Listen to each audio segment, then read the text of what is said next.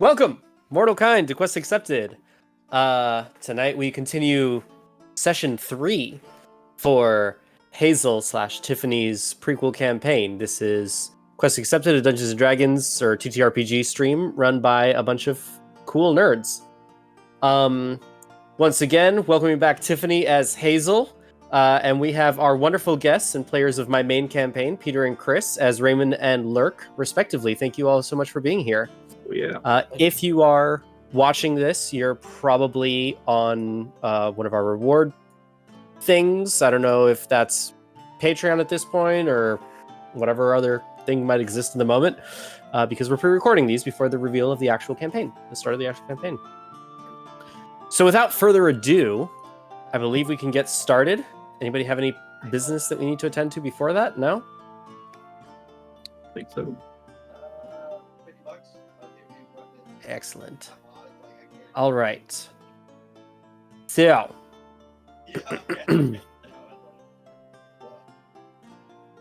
running to the crash site of a mysterious flying machine, you found the legendary winged rider Velinor to be the pilot of the attacked craft. The gnome wizard beseeched you to help protect the prototype he was flying, and with a combination of extortion and goodwill, you agreed to assist fend off the encroaching threat.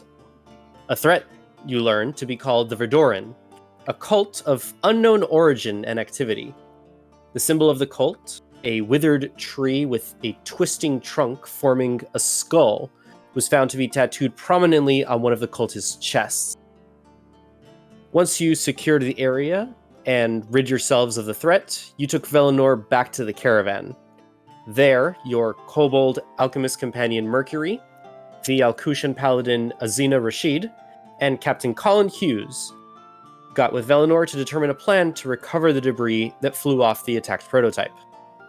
Colin, it turned out, was actually Seymour, Colin's younger brother, stepping in so that an ill Colin could finish his tenure with the Blightland fighters and get the pension that their family needed to survive off of.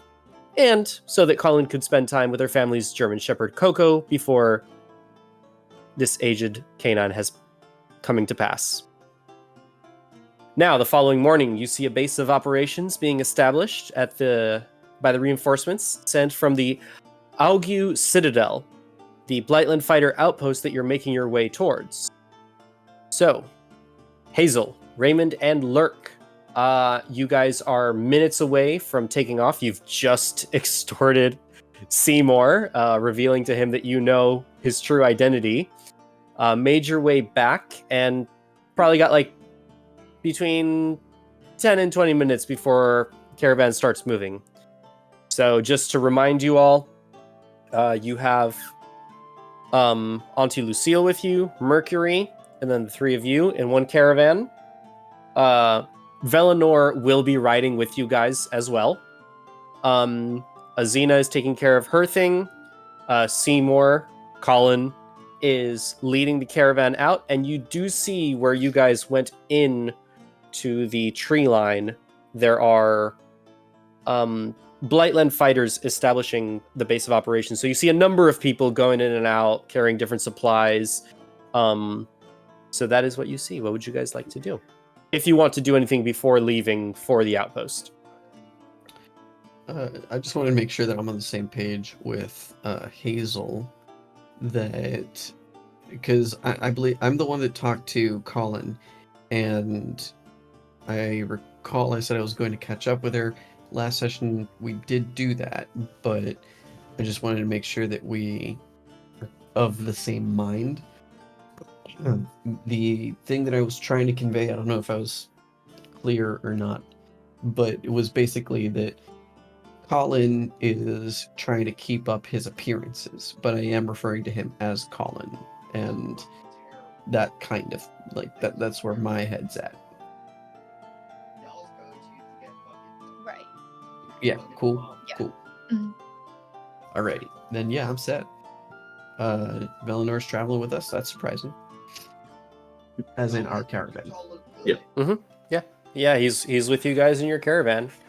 A lot of, if you guys aren't intervening necessarily, a lot of conversation between a lot of the conversation is held between Velinor and Mercury. Like, if you guys don't interact, it's just them two really chatting. Y'all can make an Arcana check, I guess, to see if you understand what they're talking about. Because it's a lot of, like, she's an alchemist, he's a wizard. It's a lot of, like, shop talk. 17.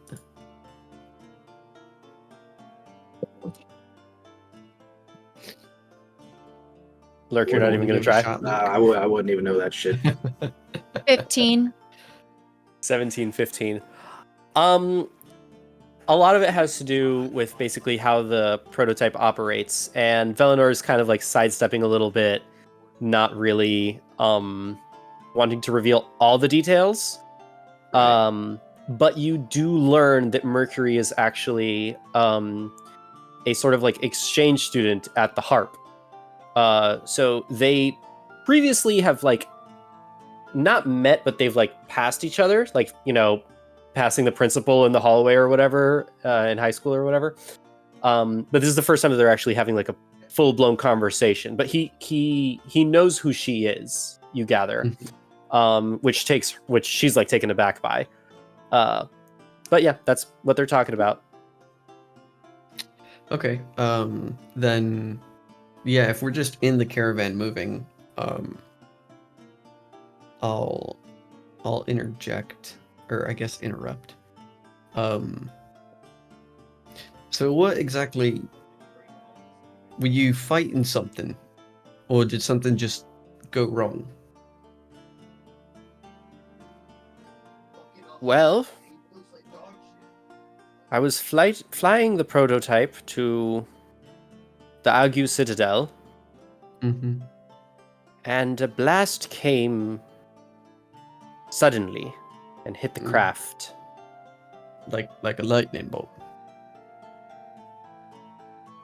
Sort of. And you guys did see this sort of like arcane ray streak across the sky until it made the collision and caused the prototype. Like, you guys saw the blast go before it hit impact. And it was definitely like a generated blast, not like a random lightning strike. Right. Correct. It was not. It was absolutely not a lightning strike. It kind of looked like, imagine if you, Like an arcane anti-air gun. Yeah.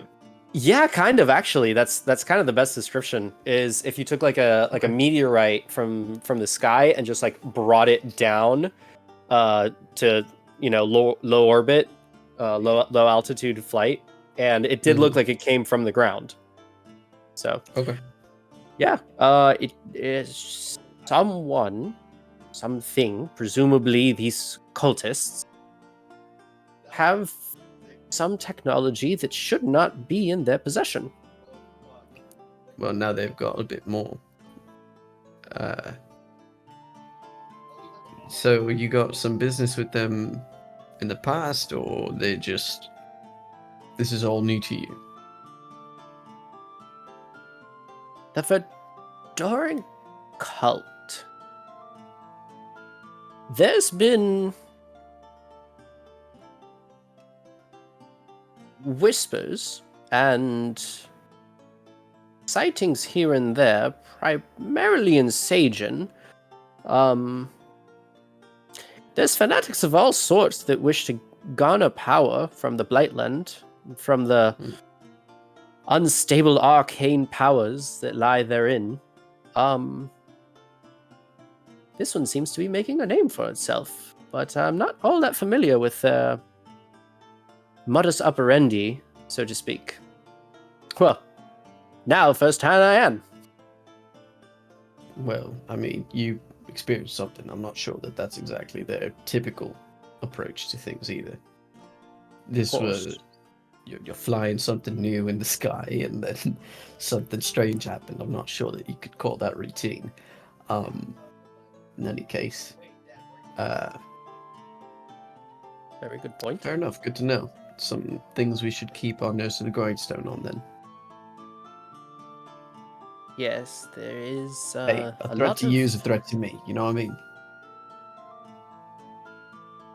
He kind of looks at you like, yes, indeed, yes, certainly.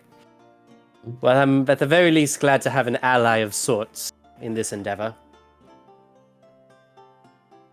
Yeah, me too. Certainly. Especially, I got Lurk. That's right. yes, ones of such capable and clearly built of very stern stuff. That's right. A As- threat to you is a payday to me. Certainly.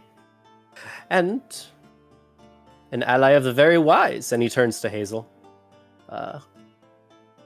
Saying I'm Also- not wise. Well, are you, young man? Yes.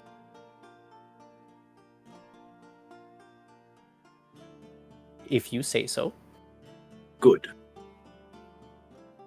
I'm just There gonna you go. like giggle in the corner as I'm just watching this entire interaction go down. Just kind of.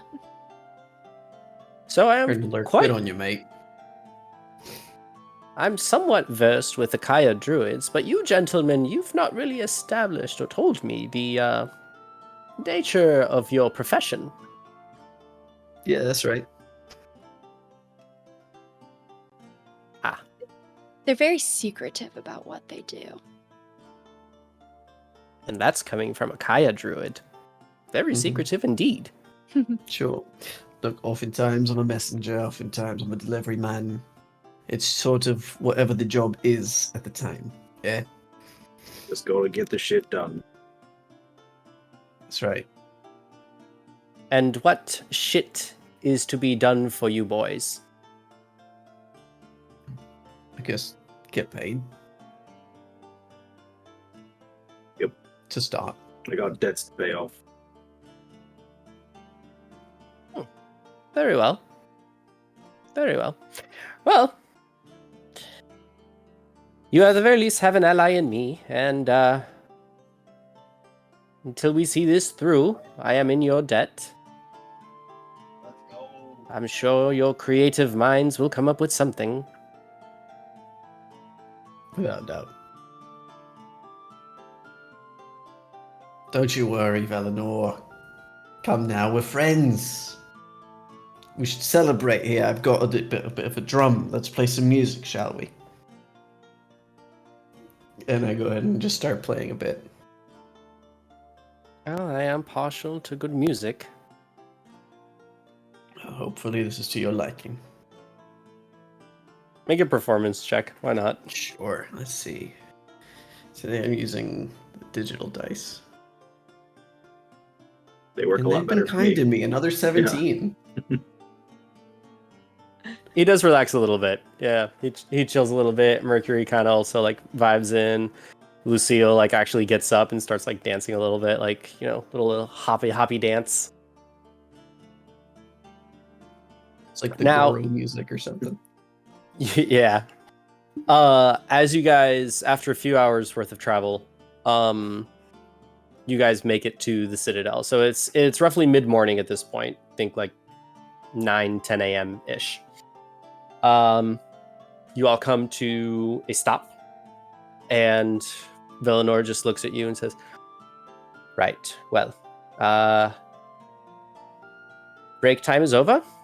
I will be moving ahead to discuss matters with the Blightland Fighters and Commander Club. I expect a meeting to be taking place soon that will include the three of you. Well, the four of you." He looks at Mercury as well. Yeah, sure. Excellent. All right. Well, Mercury opens the door for him. I will see the four of you briefly in a few moments once I speak to Commander Club and we establish a meeting time and place and things to discuss. Commander Club. Thank you very much. Yes, Commander Club. What do you know about Commander Club?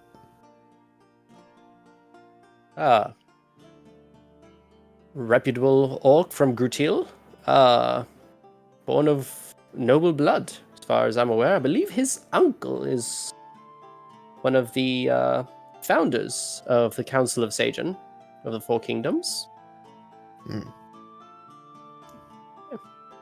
All right. Do you mind if I walk with you to before you head off? Of course. Oh, certainly. Yes, no, of course. Please join me. Wonderful. Thanks so much. He looks at Lurk and Hazel. Will you be joining as well? Oh, Sure. Excellent. More Um, merrier. You guys get out of the back of the caravan at Lucille, hops out as well. Mercury joins you guys. And before you is there. The first thing that you notice is this large, like, tower. It's probably like 8 stories high. It's fairly tall. Especially definitely the highest building for miles around before getting to any major cities. Below the tower, you see the Citadel proper, which is a series of 3 different tiers of battlements and walls and roofs of all sorts. Imagine like a medieval, not medieval castle, but think like colonial America, like what the Spaniards may have built, something like that. Sure. And the large fortifying walls are present there, but there's a large courtyard beyond that, and that's where everybody's kind of going in, setting up camp. There's a space over to the east, which would be your left at this point, that has an encampment that's set up, but this is for soldiers that are going on patrol and things like that. Activity here for the Blightland fighters is very regular, and there's constant patrols just going in and out. You're at the top of this hill, and as you get closer to the actual citadel, the hill goes down, and about a mile away is a town. It doesn't really have a name. It's a company town, so people who are established here, to do their Blightland service, they live in this town, so they have time off, but they don't really go to other cities necessarily. So it's a small town, maybe 2,000 people, which is fairly sizable for a town in this area, but Yeah. this is one of the largest citadels that the Blightlands fighters have, one of the largest outposts. As you guys get out, Azina and Colin join you all, and you start walking towards the citadel proper. Okay. Before they head off to their meeting with Commander Club, the last possible moment, I just want to give Colin a bardic inspiration. What do you do to bardically inspire Colin? Let's see. I'll just give him a wink, yeah. Just, hey, take it easy, mate. Okay. Well, I mean, you guys you'll be meeting Commander Club. You see actually, as you guys are walking beyond into the courtyard, you see that there are people taking the horses and the caravans to one side. There's an escort sort of service that's going to take the people that are traveling in the caravan down into the town to stay at one of the inns, to stay for the night, because they don't know exactly. You can hear chatter. Actually, make a perception check, everybody, or an insight check, up to you. Perception or insight? Mhm. Well, they're the same. Let's go 12. with insight. 12. I swear, my night is just, it's 17. I've had 3 rolls and all have been 17. 20. 20. Yeah, so Amazing. due to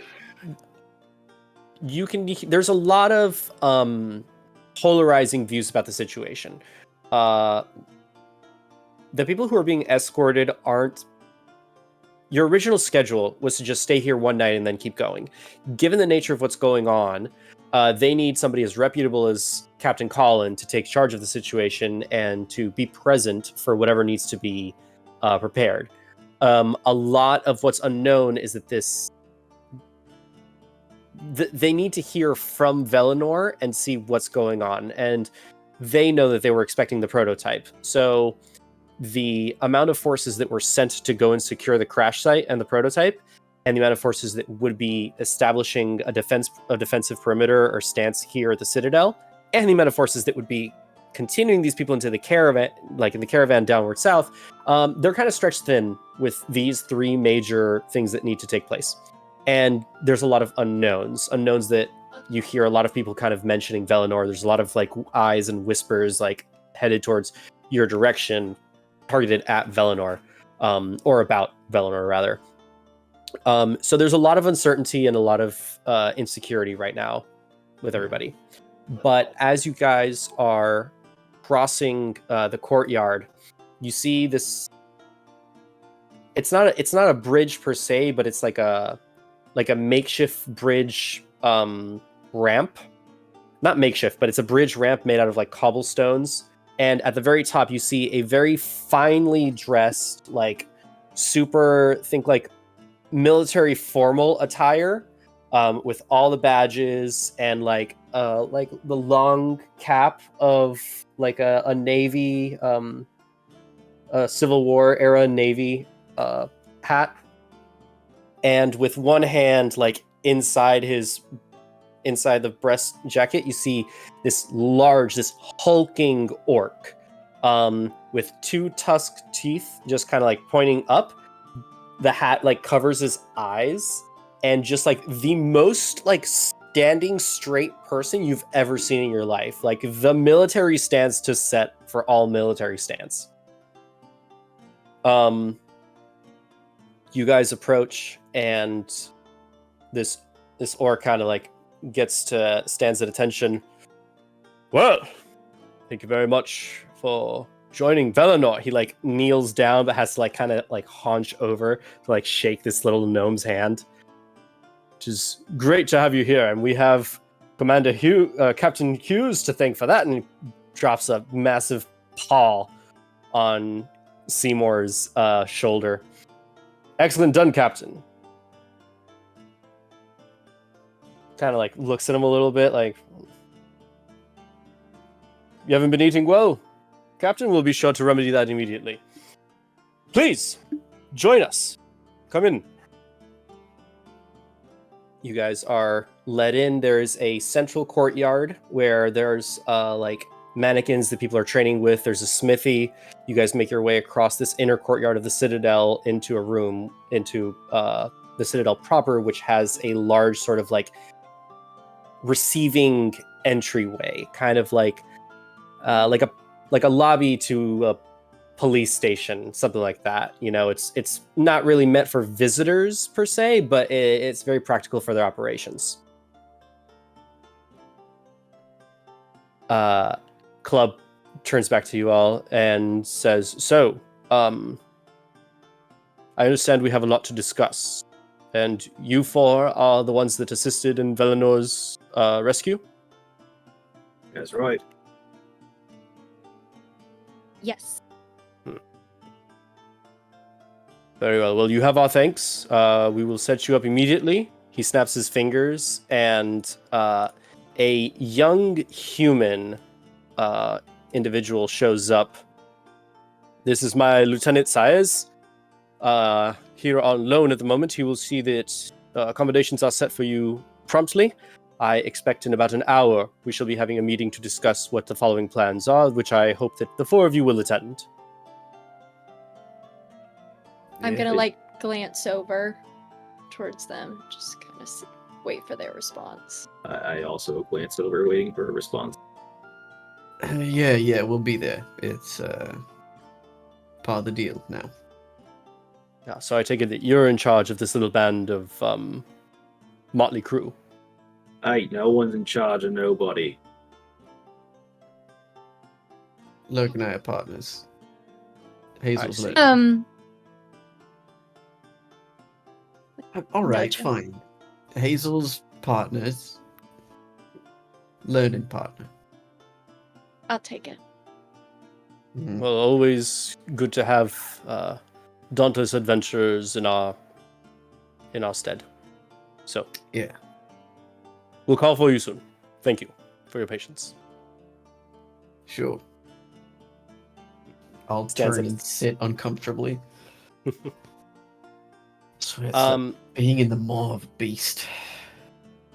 I don't want to deal with the eggheads. Yeah. you see Velinor walk off with Club, Azina, and Colin. Who you've noticed, Colin has kept his, or Seymour rather, has kept his helmet on. Doesn't want to take it off. But you have Lieutenant Martin Saez from Clareza. Mm-hmm. So, you all rescued Velinor. Yeah. That's amazing. That is Wasn't that fantastic. How was it? Tell me everything. And he is leading you. Please let me take you to where you will be staying. So what was it like? What happened? Anyone else wants to talk to this fella, that'd be great. Yeah. There's like I'll kind of get into the war stories and gory details and like, oh my god, it's like you should have seen this girl go to town on like all these things, just killing shit left and right, bits flying everywhere. Turns out, didn't even know this first kill, fucking crazy. So we got a nice souvenir. Yeah. Is she wearing it? And I look over to see if she still has. I forget. Did you get a finger ear? What was your? Yes, a finger. Awesome. That you put on as a necklace. I'm gonna pull the finger out, smile really big, but not saying a word. Just See, she knows what she's doing. It's I'll beautiful. take the finger back into my dress. Make a persuasion check, Lark. Persuasion. I'm not great at that. I got a 9. Wow, that is very interesting.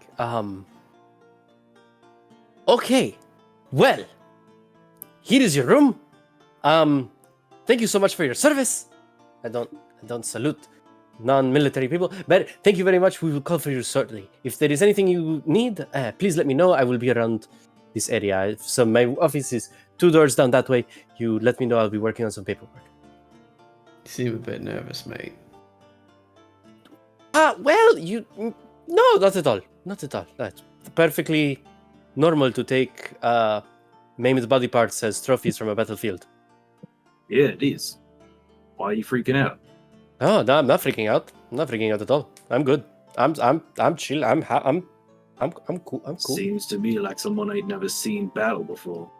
No, Yeah, I've I'm seen fine, plenty of fights. Just the retaining of Care body to parts. prove it? Can show you my military record. You don't have any. There's no fighting pit around here. Come on. Let's get a few drinks in you. Let's go a few rounds. Let's do this. Come on. It's been a minute on the road. You don't get any fighting pits. Make a persuasion check, Lurk. So they got me doing all this sneaking around. It's been a while since I punched something. That's gonna be an 11. Oh. Yeah. I tell you what. During the night, or the early morning, depending on your definition, some of the guys like to get a bit rowdy.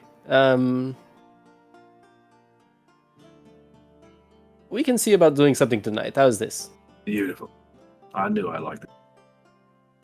All right. Yes, I may not be as savage as you all are, but I know a thing or two. I wait to see it. Absolutely. Hey. Don't talk so poorly of yourself. Yeah, there's always time. Oh, not at all. Great I teacher am- over here. Look. That's right. I'll teach you all about stealth. Apparently all Well- I fucking do now. Stealth. That is It's forte. really. No. And You'd he be like surprised. looks you up and Yes. down. So you are familiar with the exemptive magic prevention and targeting yoke? What? Speak The- common. Don't worry about it. It is fine. I will find you tonight. I will get you once you are summoned, but I will find you tonight for a bit of fun. Good. Very well. Have a good day. And he goes to his office. And it's like a And- bunk for the 4 of us? Yeah, it's like a room has been cleared out Mhm. a little bit. It's not really like actually part of barracks. Like this is usually used for storage. So there's a lot of like file cabinets and stuff that have been shoved to the side. But it's made nice for you guys. Like it's a room that's been repurposed to kind of give you space, but some things just couldn't be moved. So there's a few like cabinets and boxes that are off in the corner that are just holding its place. But there are 2 bunk beds here for the 4 of you. All right. Like it. And Hey, there's like a nightstand, and there's a wardrobe off against the wall, and like it's closed, but if you open it, you'll see that there's a few like military uniforms that are off to one side, but you can hang some other clothes in there, and the bottom drawer is filled with stuff. So unless you guys Dibs on top bunk. Mate, you're gonna bust it. You're gonna bust it. I jump without any form of preservation of breaking the bed.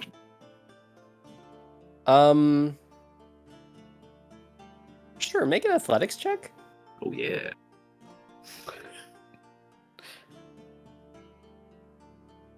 Stat. It's a 14, fortunately.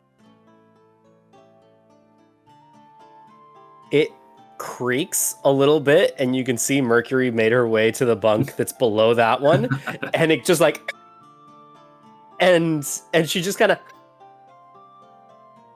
but you're fine. It doesn't break. What you worried about? That's not there. Totally stable. I want to die. Then Being don't crushed. fight back. I will fight with my hands. Well, we can change that. What are you doing tonight?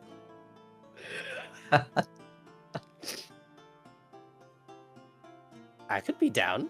Hell yeah. Yeah. Yeah. That's how bonds are formed. Well, I think you all will have lots of fun with that. Hey, you're a killer now too. What are you doing sitting around? You coming with us? I don't know about that. I feel Ah. like, it was a lot of fun that time, but I don't know if it's the best idea. Lost Yes, your I'm gonna taste do it for longer. fighting? No, right. haven't lost it, but, it's more fun when it's in the moment, you get to get a finger out of it.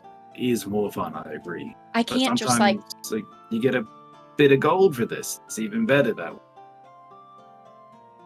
well, maybe for some gold, but can't Exactly. just take these random men's fingers for no reason, right? I or mean, you can I? could. Yeah. I would not recommend it here. I mean, Or now. don't do it when you're not fighting. But if you fight, then you get fingered. Again, that's case specific. We are in a place that is specifically surrounded by all the most cross people in the world. Yeah? Don't step too far out of line where they can see you. They want to get rowdy at night, they're probably turning a blind eye to that. But that doesn't mean that people can walk out of there without fingers. You understand? Lurk? Yes. I mean, if they win, Lurk, don't take any fingers. we'll see. Depends Please on and if they thank you. deserve to keep them. Oh, jeez. Hazel, you want top bunk or bottom? I don't have a preference. I've never stayed in a bunk bed before, so. Great, you get top. All right. That sounds good. I At go for least the bunk. if it comes crashing down, you're the one I squish. You don't squish me. So, Yeah. You're not wrong. I'm gonna And make my I'll way take and that. climb up into my bunk. Fair enough. Yeah, I'm straight up just taking a nap. Okay. All right. About an hour passes. You guys are just chilling out. And then there's a knock at the door. Yeah, short rest time right there, baby. Oh yeah, you guys can take a short. Well, you should be long rested. Yeah, I'm Mhm. full up, I think. Oh, but Yeah, Peter's that's used like a couple of bardic inspirations and stuff. Correct. True. Yeah, that's fair. Do those come back on a short rest? It's probably Nope. something I should At know. long rest. a certain level, they do, Okay, but not yet. fair enough. All right, so after about an hour, there's a knock at the door, and you see Lieutenant Martin Saez there. Or well, if you guys are you guys answering the door? Yeah. Presumably. I'm staying right in my bed. I go. Lurk I'm answers the excited. door. Yes. Lurk answers the door. You see the young Parisian soldier standing there. He's got a little more like tan skin, very dark hair, no facial hair, and it's like, the council would like to speak with Miss Curie first, and I will call for the rest of you in a moment. We're doing this one by one. No, but I have been instructed to do so. So yes, Maybe. I swear you don't speak common. He's really bad at this. Absolutely. I think he's just used to this environment where people just sort of accept things and then move on. It's the kind of environment that fucking people don't take fingers. Just well, weak. yes, we don't take fingers. Good soldiers follow orders. Exactly. I'm gonna pull the finger out. Okay. Smile again. See, she's happy. All right, see you, soldier boy. All right, I'll be right back. He goes off. About another like 20 minutes pass until he comes back. He's like, all right, they are ready for all of you now. If you follow okay. me. In those 20 minutes that she was gone, Raymond is just here, like, orientation. We get our story straight. We stick to the story. If they stick us out one by one, we have to be sure that we're saying the same things, all right? So this is how it goes. And then we, like, rehearse what we know to be the facts, and we do not deviate. If they take us one by one. Clear? Yeah. If they take me on my own, I'm not saying anything. That's even fucking better. Yes. Okay, good. All right. And now we wait. After Ray finishes that, I'm gonna turn to Lurk and be like, do you think that we keep making him uncomfortable every time I pull this finger out? Yeah, but in a good way. I agree. I kind of like the look on his face. Exactly. It'll toughen him up. He'll thank us. It brings an odd level of joy. I get why you brought me this Yes. finger. See, that's just, it's freedom.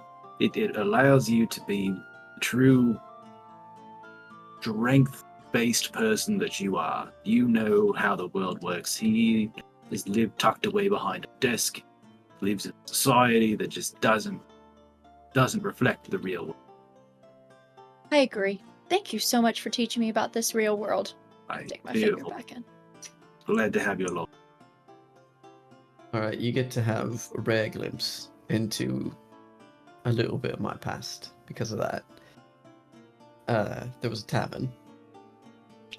I was involved in that tavern, and there was a song that one of the passers-by taught me. I can only remember some of it right now, but I remember the title, Savage Daughter. And it's very much what I'm getting from you. I am my mother's savage daughter, and I can't remember how the rest goes at the moment. We'll see if I can recall at some point. Should I take that as a compliment? I would. If you'd like to. I was planning on it. I think we're becoming such great friends. Hell yeah. Can only become friends with a great warrior. That's fair. It's good company to keep, I'll say. Exactly. And then I guess Martin shows up. Fair enough. Martin shows up. We are ready for you. If you all are ready. Yeah. Sure. He walks you out of the room, up these stairs, and there's like a indoor like walkway balcony. You go down another hallway that leads into a larger section. There's a like outdoor bridge that you guys pass by, which leads into the larger building that's part of where the large tower is. Down a few other hallways, and you come to this large double door.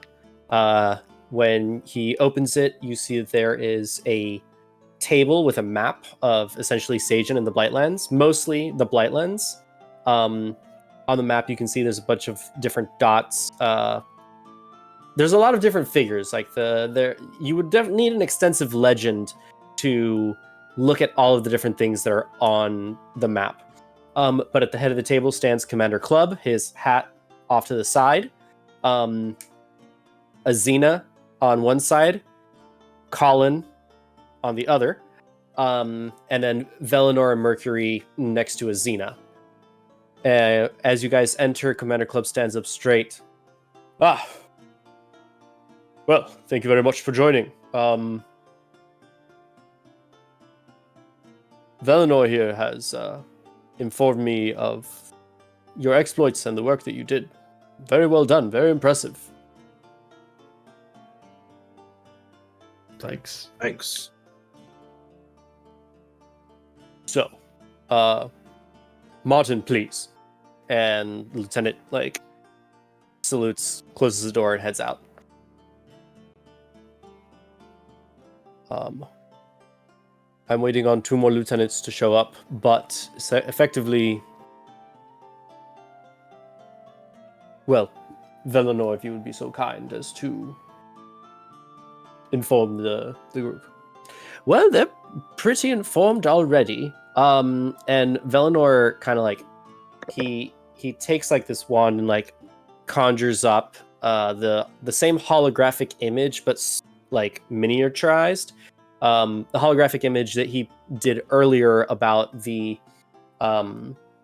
pathway of the ship when it got hit, and then the pieces of debris that broke off and flew off in 3 different directions. So he generates that again, miniaturizes it so that it lays on the table, and then with a flick of his wrist and the wand, the map gets covered, and it gets covered with a sort of illusion version of the small section that you guys were in, and a bit of distance out of that.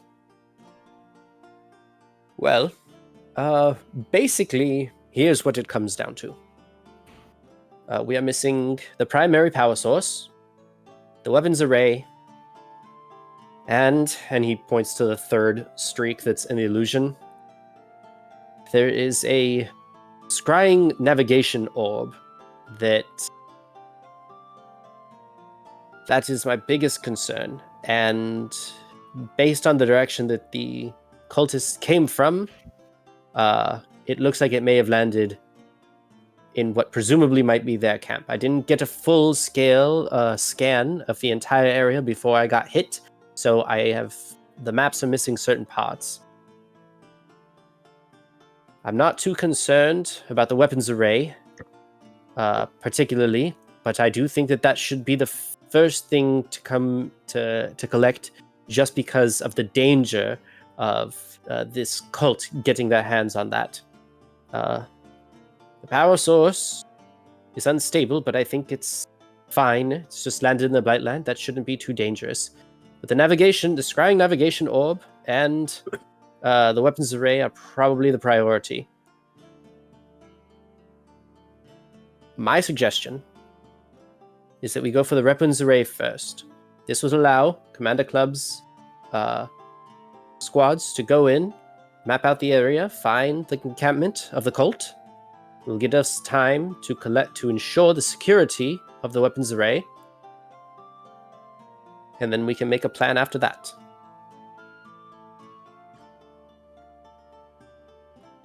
No objection on my part. Same, but I might need to check with some people. If they're okay with it, I'm okay with it.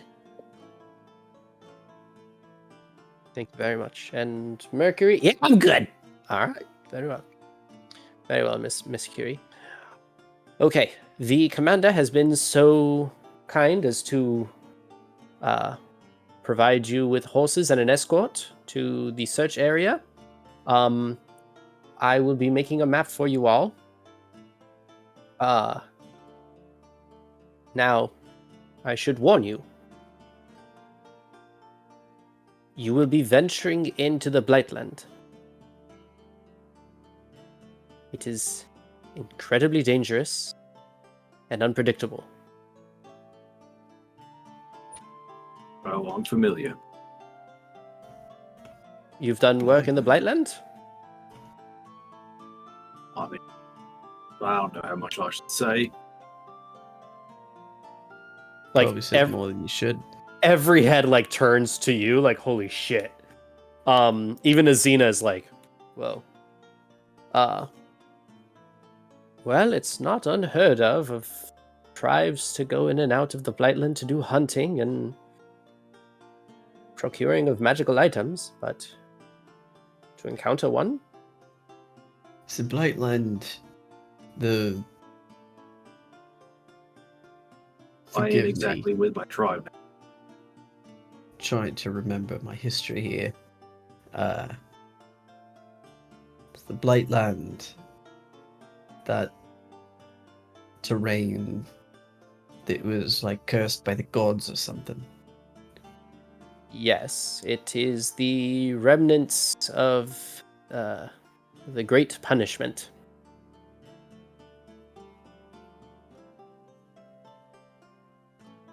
The stain left And on how our much are land. we getting out of this again? 250 gold. He looks to Commander Clubs. And the gratification of serving your land and your people. Gratifying, right? My land and my people. You know who my land and my people are, do you? Well, No, I didn't think so. Maybe, before you decide to pull that one out, get to know who you're talking to first. My land and my people are all dead. And they were killed by people who look a little bit like you. Not you. Not that uniform. But it was a uniform. make a persuasion check.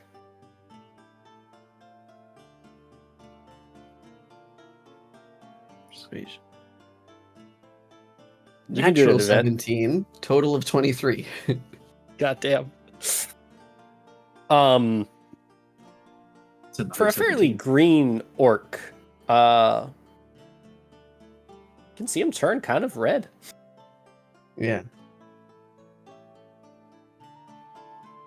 So forgive me if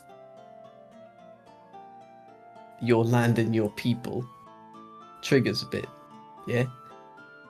But 250 gold, sorry, 500 gold for an unknown situation that brought us to Valinor. Wonderful, great. Go into the Blightlands, the land cursed by the gods when they decided that they screwed everything up and they'd fight each other and make this place the battleground. I trust that you understand. That's more than you're basically consigning our lives here. So, I understand that you already forfeited your life, hence the uniform you're wearing. Happy for you. Wonderful. I still have some things I'd like to accomplish. Now, I'm not denying your plan, your mission, or anything of that nature, yeah? But this is sending us into the Blightlands. I trust that there will be some renegotiating once I'm back.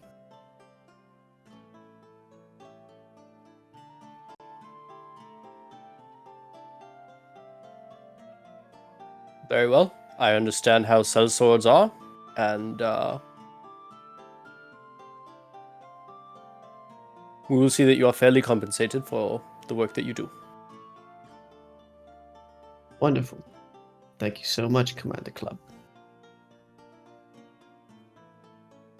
Now, I'm ready when you...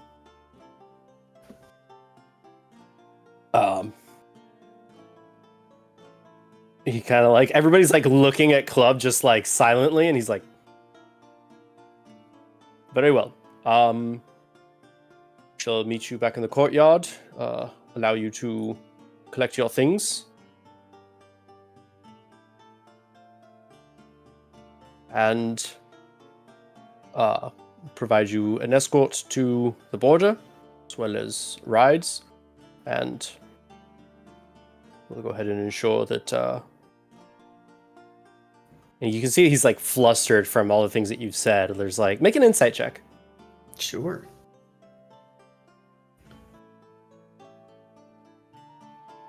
God, the virtual dice are so good to me. 22. See, that's nice, isn't it? Yeah, I get it, Chris. I get it. Okay, I will give you either a lot of very surface level stuff or one really deep thing that's kind of obscure.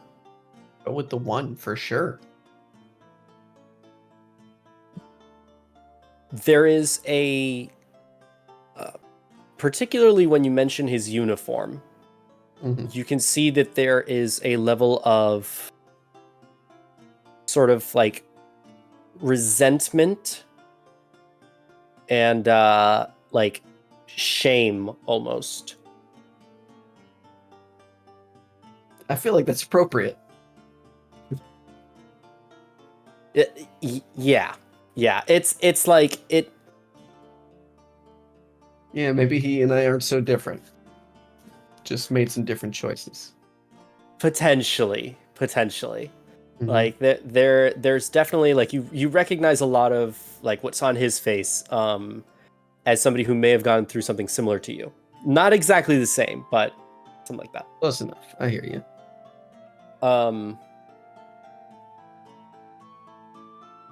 Yes, well,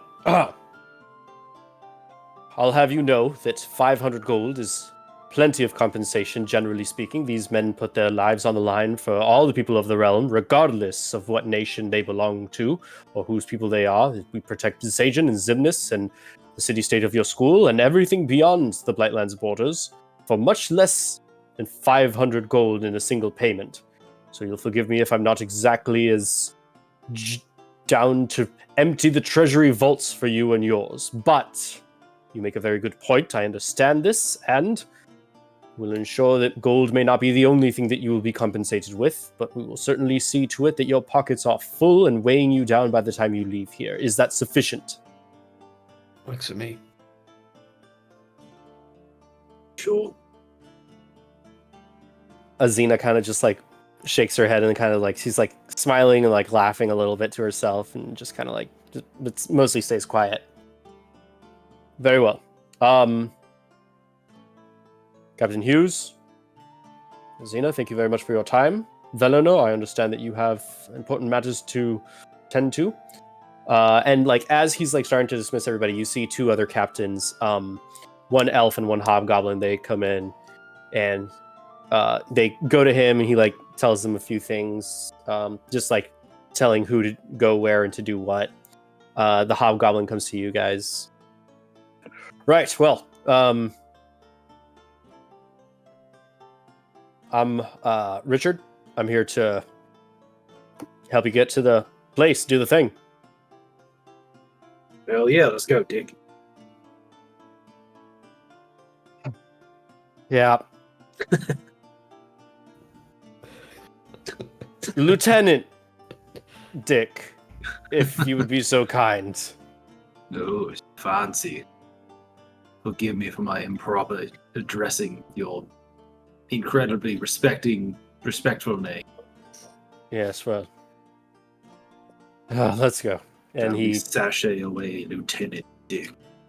And Hazel He- has no idea what is happening, just straight face, kind of looking so at everybody, like trying to like pick up on what is the conversation that's happening. you can between like Lurk and Richard, Lieutenant Mhm. Richard. Yeah. No dick jokes, Scott. Yeah. Yeah. Yeah, fair. All the dick jokes just boom. Fair. As you guys are turning to go, Hazel, Commander Club does stand, like, he kind of gets kind of close to you a little bit, and he's just kind of like, if you would mind, just a quick word. If we must.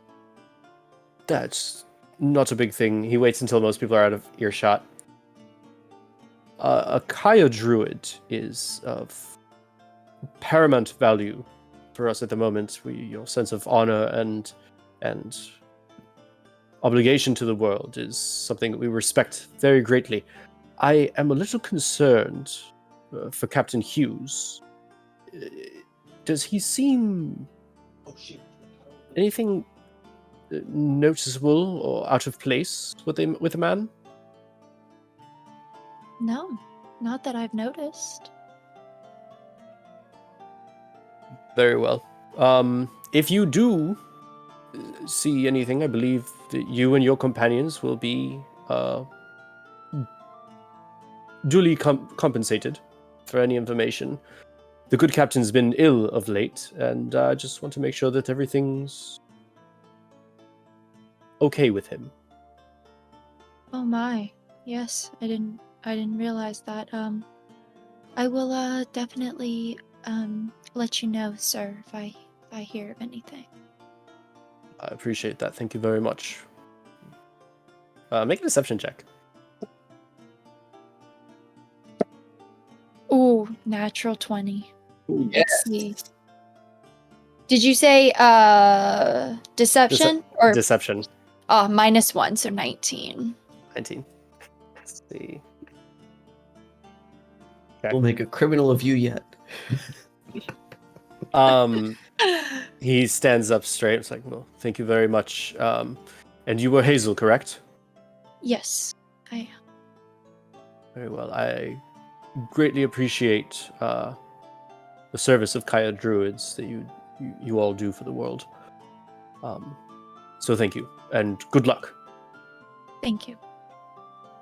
And he goes back to the room and starts looking over the map. The illusion gone now, and starts working again. I'm gonna move my way as close between Ray and Lurk as I can. Fair enough. You guys follow Lieutenant Dick down into the courtyard. Mercury with you. Anything that you would like to do or see?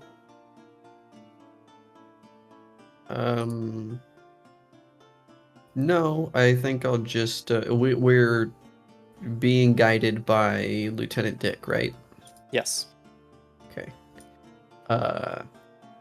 Then let's see. No, I think I just I just apologize to my crew here. Sorry about that. Hit a nerve I didn't expect. So I get that sometimes. I hit people I didn't expect. Both that's why I'm things. glad to have you around. Very understandable. Much obliged for your understanding. Let's just stay alive then. Always. Is Lieutenant Dick in would he be able to hear our conversation? Is he close in proximity to us? Are we kind of You could conceivably have your own little side conversation without him hearing if you wanted to. so quietly? I'm gonna go, Ray. Hmm. And I'm gonna tell him about my conversation that I just had. Oh, okay. Gotcha. Good job. Don't tell him anything. I don't know, he seemed weird. He made me uncomfortable. I didn't know if he knew or not, but I was not gonna say anything because I assume he didn't. That's why he was asking me. Right? Don't you think? Yeah, I do. But Oh. let me put it this way. They're always trying to sniff out something that doesn't need to be sniffed out. Well, not always anyway. There are times when uniforms your friend, and there are times where they're not. Right now, I'm not sure that I'd say they are, but we're on the same side. That being said, Colin first, then the rest of them. That's what I thought, but I wanted to tell you. Yeah, we'll talk about some more when we get some more space. Mm-hmm. You're doing pretty good, kid. Thanks. I'm guessing you were a bit of trouble where you're from. Yeah, probably a little bit more than I should be, to be honest with you. Well, everyone's making a big deal about you being out and about, so I'm guessing that whatever a bit more than what's expected is more than just a bit. Yeah, But it's always just a bit too much, isn't it? it is. Yes. So, well, I'm having a good time out here, and I don't know. I'm honestly surprised as many people recognize me as they did along my journey. So, Well, secluded as you may be, apparently you're a celebrity of some kind. of some kind, I guess you could say. Hmm. I probably don't, necessarily meet the expectations that they assume of a Kaya druid, but that's all right. Well, I've never been one to abide by the expectations set before me. So maybe I'm not the best one to talk to about it. Or Lurk, for that matter. But Lurk tends to exceed them. I'm not sure what I do. Well, maybe that's why we're such great friends, right? You really love using that friends term, don't you? It's I just, do. Jeez. For now, let's just go with crew. Come on, we're friends. I don't deny it, but I will not fully endorse that. I kind of just like giggle, and I'm like, Mm-hmm. ah. Then just under my breath, I'm like, we're friends. Yeah. I'm cool with it. I'm just, just like, How you holding up, Lurk? Push past. Oi, Dick. Where's the riffraff hang out in town? The riffraff? Yep. Got some friends I need to meet up with. Okay.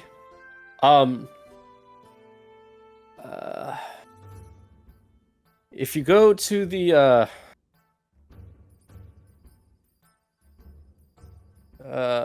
riffraff, I mean, we're not really, that kind of. He just kind of looks at you and just go to the spear tip. Thank you. Around midnight. Yeah, you're welcome. All right. And just as you're having this conversation, you get to the stables. You see a group of 4 soldiers just kind of as you guys turn the corner, they just stand up straight at the stables there with the horses right next to them. It's right, men. So this is fetch team Alpha. We are to escort them to these coordinates, and he pulls up a small map where they will retrieve an object from the Blightland, return with us, and then come back here. Everybody just kind of stands up, stands at attention. Very well. To the 4 of our champions. He brings you to where there are some horses. Here you are. Treat them well, and kind of looks at Mercury and just kind of would you like a pony or now ride with one of them? And she looks at the 3 of you expectantly. Yeah, let's go. Yeah. Lurk. Yep. So she's gonna because you have very long arms that hang almost down to the ground. Yeah. She's gonna just like hop on the arm and then go up to your shoulder. Perfect. Dude, let's go. You coming to the Flight Club later? Wait. Yeah. We're doing that. Could you grab and like? She didn't climb you with like her alchemical bag. Go ahead. Could we grab that on the way? Cool. Yeah. Perfect. Yeah. Just great. Saddle it onto the horse. Yeah. And unless there's anything you guys want to do, you can see that there is the training ground that's there. There's the mess hall. There's a smithy. There's squads going in and out. Rich says to you guys, we're ready to leave whenever you are. This is the squad. We're assembled. So fetch Team Alpha at your discretion. We don't need to RP it, but I would love to go buy some better armor. I think that we could definitely outfit you. Sure. Awesome. What would you like to get? I'll do the same, actually. Yeah. Yeah. I am just wearing basic bitch stuff we're wearing. Yeah, I mean, I got leather armor, so I'd like to trade that up for studded leather. Yeah. Same. Yeah, the smithy could definitely give you guys both studded leather. Perfect. Actually, There wait, how much are. is that? They're outfitting you guys. It's free. Oh, they're Oh, sweet. great. Okay, yes. Even I'll better. take it.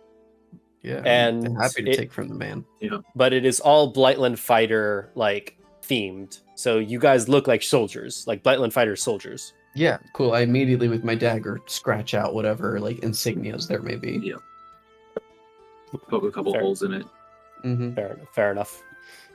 Okay, so you guys get your studded leathers. Great. Any weapons or anything that you'd be interested in? No, I've got my rapier. I've got a dagger. I don't think I need a bow. I've got spells for that, so yeah, I should be good. There's also Hazel, like you need an anything? apothecary as well.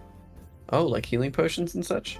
Yeah, like different kinds of stuff. Those may not come free. That's a little more of a valuable resource to part with. I'm cool with investing in my survival. I've got 250 gold. Sorry. Breastplate, not studded leather. That's fine. I'm gonna buy 2 regular healing potions. Okay. Bring I me am- down to 150. I believe they're usually 50 gold pieces each, right? Yes, sir. You can get them here for 30 gold pieces each, because of the nature of what you're going to be doing. Then in that case, I'll buy 3. Yeah, then go for it. I will buy 2. Okay. I will That's- buy 3. All They're right. basic healing potions. Yeah, just 2d4 plus 4, I believe, right? Or 2d4 Yeah. plus 2? 2d4s. Is it 2d4 plus 2, that's right. Yeah, I bought 3, and I got some studded leather armor. I'm good, man. I'm Gucci. Yeah. Yeah, 2d4 plus 2. There you go. Yes, indeed. Boom. Good to go. Yeah, Hazel, what are you getting, if anything? I got 2 healing potions, and that's all. All right. Make sure to mark What I off 60 gold pieces for that, Hazel. Yes, got it.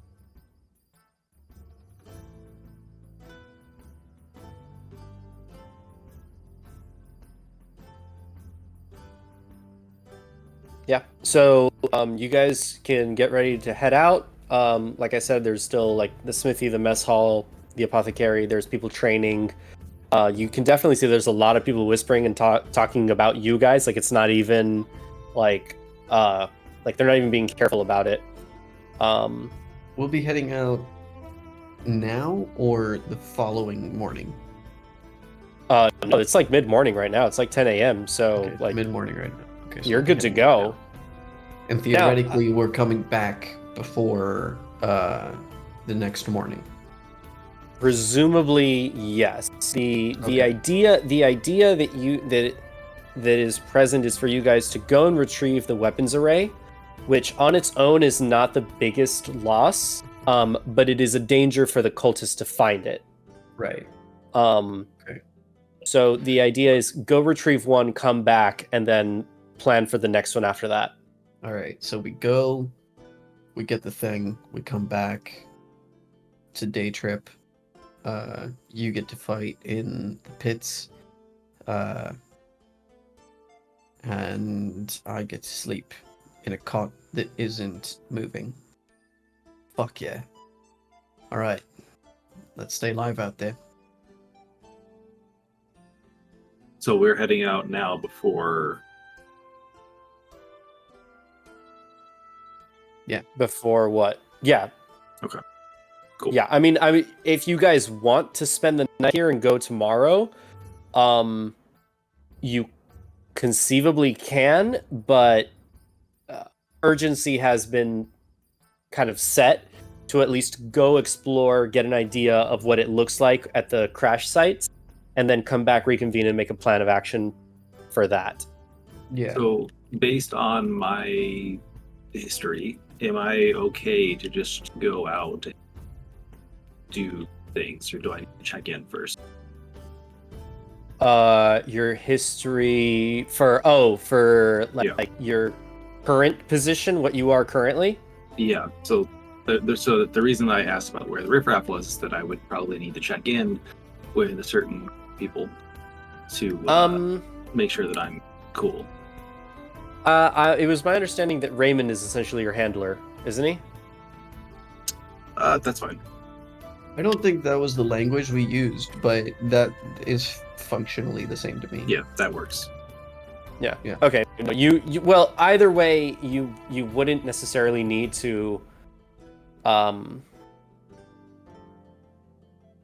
wouldn't need to check in necessarily. You could. No, if it's not expected and like I'm not gonna piss anybody off by going out like this, then I'm good. No, you're expected like way down south. Like the people who are expecting you aren't expecting you for like another like week and a half, 2 weeks, 3 weeks even. Yeah, like that's between a week what and a I half and thought. 3 weeks. Like you're good on the road for now. That's where my head's at. Like, we basically are free men until we reach the capital. Cool. Right. Like if you don't show up within like a month, then they're gonna be like, okay, there's a problem, and you know they have things that they're holding over you. But Right. no, you're essentially like you're traveling from point A to B, however long that takes, as long as it's reasonable, you're good. Cool. Yeah, then I'm good to head out. Same. Well, as good as I can be anyway. And I can skip on the riffraff check. Okay, fair enough. Gotcha. So, you guys ride out back towards where the crash site came. It's about a 3-hour journey, more or less.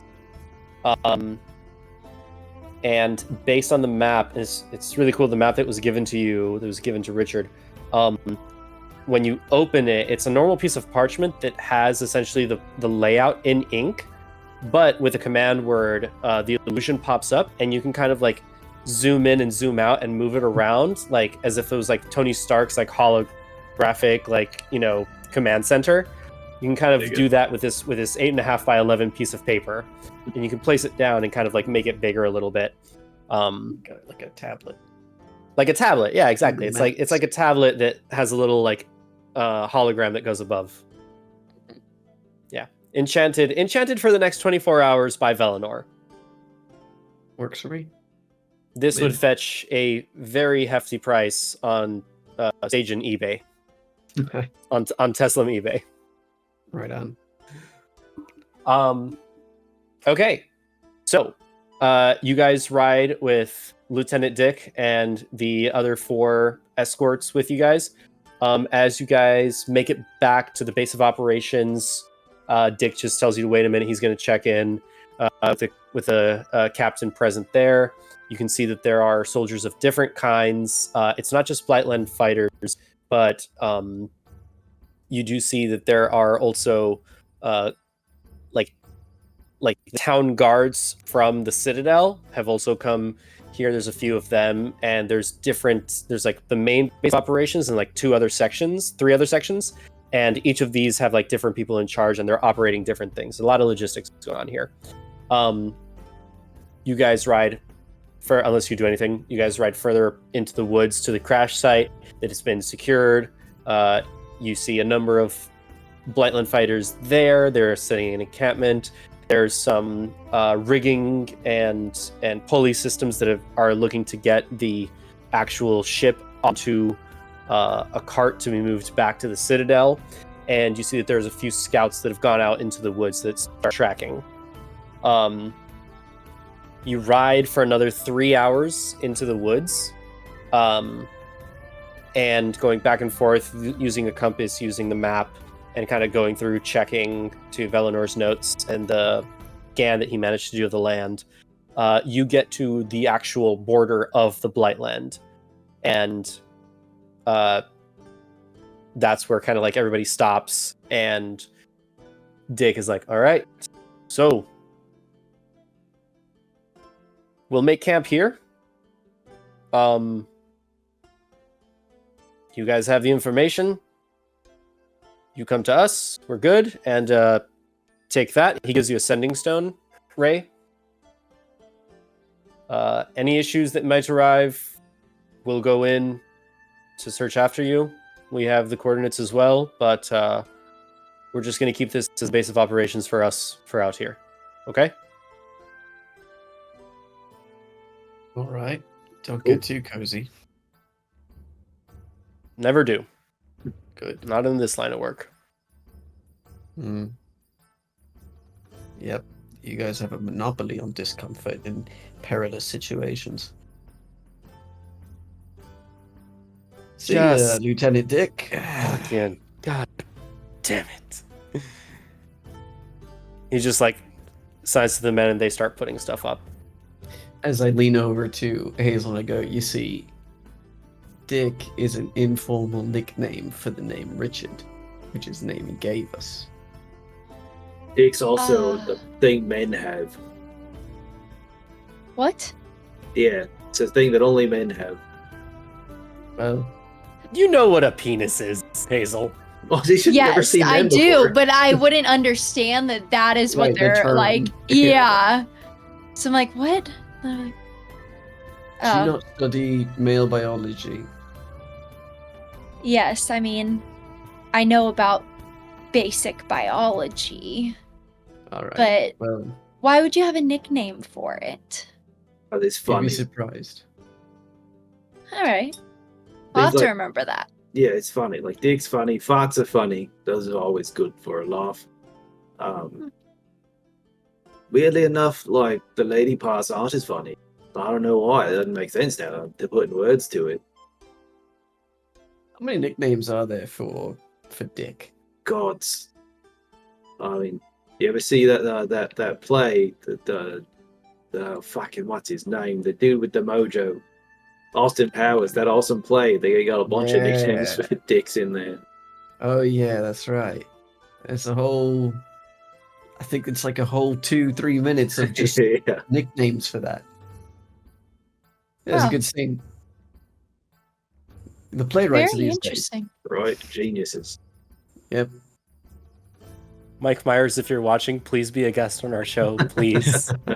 I already have you 5 imagine? ideas for characters for you to play. Please, Mike Myers, please come. And he'll play all 5 of them. Like Who he knew does in that- genitalia could have nicknames? Oh, he's great.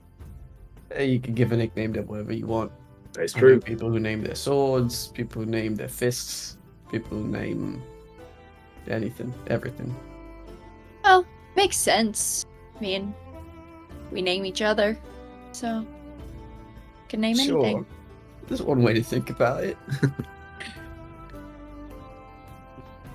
Well, thanks for cluing me in. Honestly, I'd been wondering, but Yeah. wasn't gonna say anything. 'Cause, Very polite of you. well, Right. The only Eh. stupid question is the one not asked. No, I completely disagree. There are lots of stupid questions. You're a stupid question. Sometimes. Fair. Fair. Mercury hops down, takes her backpack off of the horse, and like puts it on, puts her goggles down. Let's fuck shit up. Hell yeah. All right, let's go. Hood up. And with that, we will take a small break, 10 All right. minutes, roughly. And we're back. So, you venture forth into the Blightland, and following the map and coordinates, the trajectory that Velinor has given you, let's have a group. Are you guys going stealthily, or are you guys like just going through? Like, what do you 100% guys? Stealth. I Absolutely. have we're to going stealth at any chance I get. That's right. All right, let's have a group stealth check and a group survival check. Natural 1 for a 4. You know what? Fine. I'm a good I'm gonna rogue. roll for Mercury as well. Okay. So you rolled 15, Raymond. Yeah, 15 on stealth, 5 on survival. 12 on stealth, 8 on survival. Oof. That's bad. And then 1 on stealth for Lurk for a total of what? 4. Okay. Nice. And then how much on your survival? 5. Survival's gonna be 6. So Mercury also rolled a nat 1 for her stealth for a total of 4. Christ. So Lurk and Mercury are just like vibing, just like buddying it up, being loud and like talking about fucking shit up or whatever. I'm yelling about how stealthy I am. Yeah. Yeah. This is yeah, how yeah. you stealth. And then she rolled a 15 on survival. All right. Oh, thank God. So survival's rolls came out pretty good. Stealth rolls are iffy. Bad. So here's the thing. When you guys cross the border into the Blightland, it's almost as if you're walking into a different atmosphere. Like as if there's like a veil right there and you walk into a different atmosphere. The air here is heavier. There are moments where the smell of brimstone and sulfur is very prominently on the air, and then suddenly it's very sweet. As you walk through, these blighted, dead trees are predominantly present in the landscape. The earth is gray and dark and sickly. Moss grows this like glowing green on some trees, and then in other cases you see a tree just kind of like fold in on itself. It's a messed up place. Fumes and like almost like these like geysers show up out of nowhere. So your guys' stealth was not great, but your guys' survival was good. So I'll say that you managed to do your survivals pretty well through. You don't necessarily attract attention, but I will say everybody make a Constitution saving throw. It's going to be a DC 12. This is for a point of exhaustion given your survival and your stealth of all the various hazards here. 18 for me. I swear, for the prequel, I gotta be exhausted. If I'm not exhausted, it's just not reasonable, you know? Mercury rolled a nat 20. Yeah, I rolled a nat 1. Good job, Mercury. 11. 11. All right, so Only Hazel for and us. Raymond, you guys take a point of exhaustion. Lurk and Mercury are fine. Fuck. Alright. Fine. Disadvantage on all ability checks. Yeah. That includes initiative. Yeah. All right. As you're wandering through,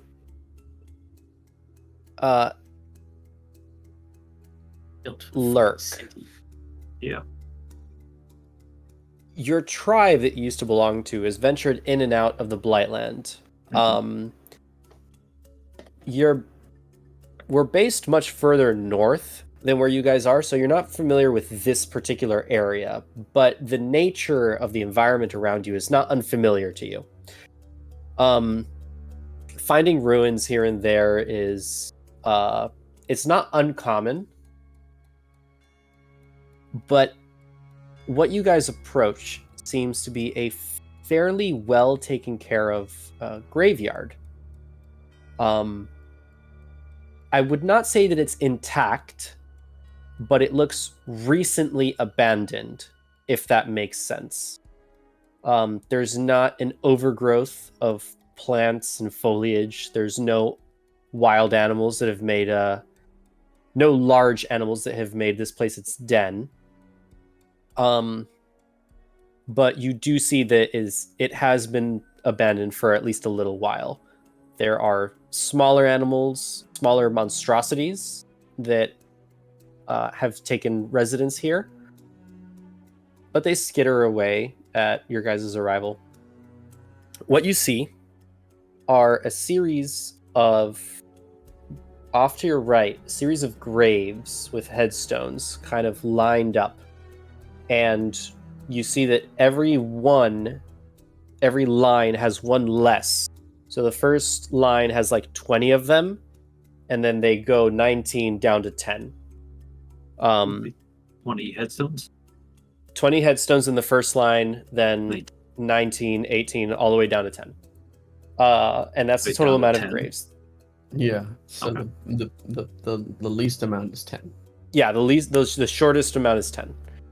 And it's set like this diagonal sort of like pattern that's left from where the graves are, leave for this large central area that is circular, and it looks like something has been uprooted. It's not necessarily a hole, but it is definitely it's been like filled. It's like disturbed dirt, the circumference of which is covered in like a stone area. It's like cobblestone sort of like laid in. To the left of this central pathway that leads to the central circular area, you see that there is a large structure. It looks like could be a church, could be like the some kind of temple or a place of worship of some sort. And then in behind, up on this hill, it looks like there's a small house. House presumably of a grave keeper, keeper of the land. What would you all like to investigate? I would like to go and investigate the stones around the circle to see if I can see anything like of detail on them. Yeah, absolutely. Make either an investigation. Make an investigation or a perception check? Okay, let's see. If it's perception, I can help you. I have +6 on perception, so. All right, I'm gonna help her so that you can do it straight instead of at disadvantage. Okay. Let's see. 13 plus 6 is 19. Nice. 19. 1, 2. Okay. There are... Apologies. Mm-hmm. Apologies. There are 7 stones that are around each of these. There is an etching in them in a language that you do not understand.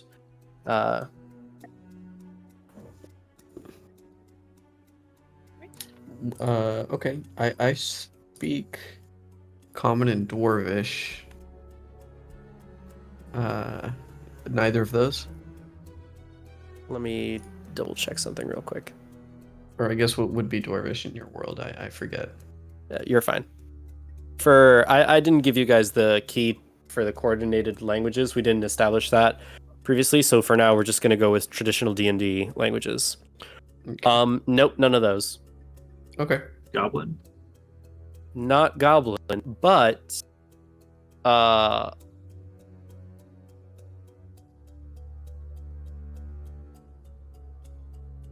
Mercury can read them.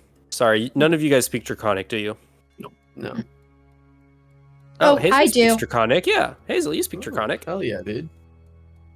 So you start to read these. So it is a language that you understand. Actually, sorry, never mind. I was looking at the wrong page. There's instructions here for gardening. Each stone, each of the 7 stones has different instructions on gardening. That's what you gather from these 7 stones. Instructions on gardening. Okay. All right. So we've got a graveyard. We've got some moved earth. I mean, anybody else thinking undead? Yeah, I mean, these stones that are around this, they don't have anything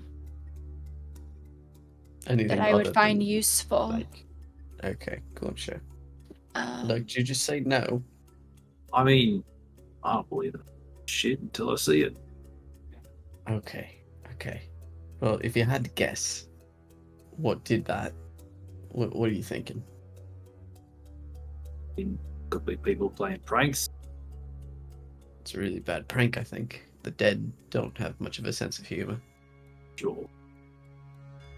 I don't know. It just seems a bit out there. Can I go Okay. over to the headstones? Yeah.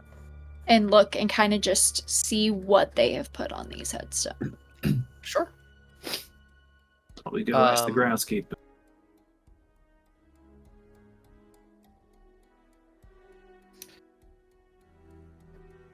I don't know who that question was directed at, Lurk. Oh, just thinking out loud. But no, let's do Hazel's thing first. Okay. Yeah. So you start looking at the headstones. There are a number of different names here. Fairly unremarkable. But they're made out of like not terribly shaped or worked stone. So it's not super clean and precise and like machine handled. They're effectively what people grabbed like some kind of stone that they found in nature, kind of made a slab out of it or found a slab, just like fit it in and then just etched a name in it best they could. It's very very primitive, very simple, barbaric almost. Familiar to me at all?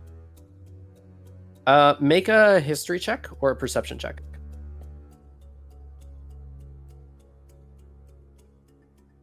16. 16. You don't. The nature of the build of these things is not familiar to you, but you start to notice that the first letter of every stone in every line in Thieves' Cant has a certain meaning. So the names are written in common, but what you see it spell out as you're organizing them in line. It says, "Let the dragon's tongue reveal my secret." Okay. Merc, you speaking the dragon stuff, right? Yeah, speak the dragon stuff. It's saying something about the dragon's tongue. I got a tongue. Yeah, maybe stick it out at some stuff.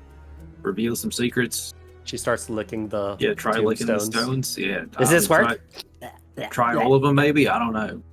Starts going down the line. Oh, we gotta like cut your tongue off. I don't think it's working very well. Any Try ideas? saying the word secrets. Secrets.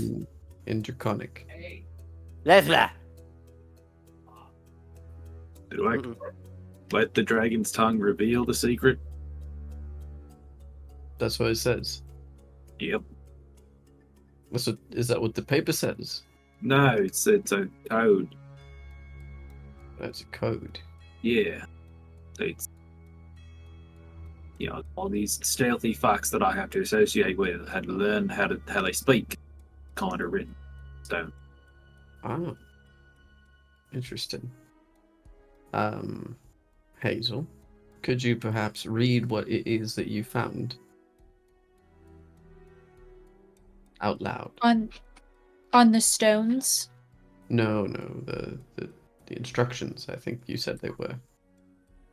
Yeah, the stones. Yeah, The all right. stones. That There are gardening instructions.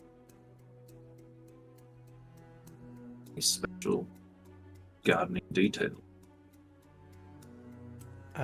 okay. Are you gonna read them out loud, or are you just telling them it's gardening instructions? I can read them out loud. Okay. Draconic. Wait, have the dragon do it. Oh wait, no, you can do that. You can speak it too. Yeah, do that. Okay. So Hazel, you read one of the stones. You read out loud, translating it from Draconic to Common, and Christopher, Lurk, you in Thieves' Cant understand this.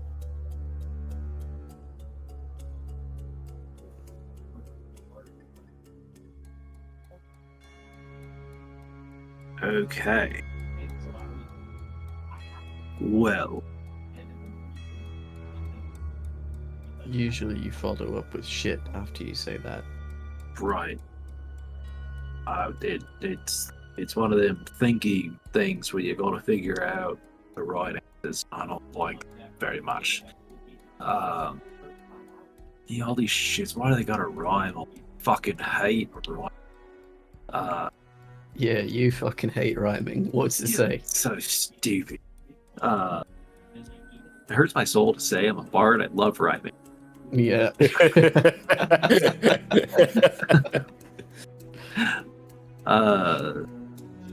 The second bud of twilight bloom awakens under the crescent moon. When stars above begin to gleam, it shall unfurl a radiant dream. Fucking, ugh, who wrote this? So Don.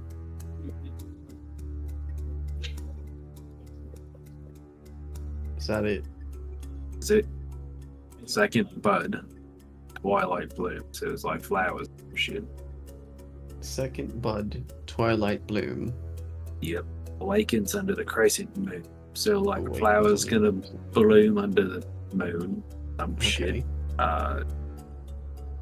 Stars above begin to gleam and shall unfurl a radiant dream. So we gotta like bloom a flower under the. Hazel, can you make a flower bloom? Is it a crescent moon? So, at the stone, the one of the 7 stones that she read that from, that particular thing is from, you see on the top of the stone, there is a little divot in there. Looks like it could fit something. Flower. Something small. Alright, shove a flower in there.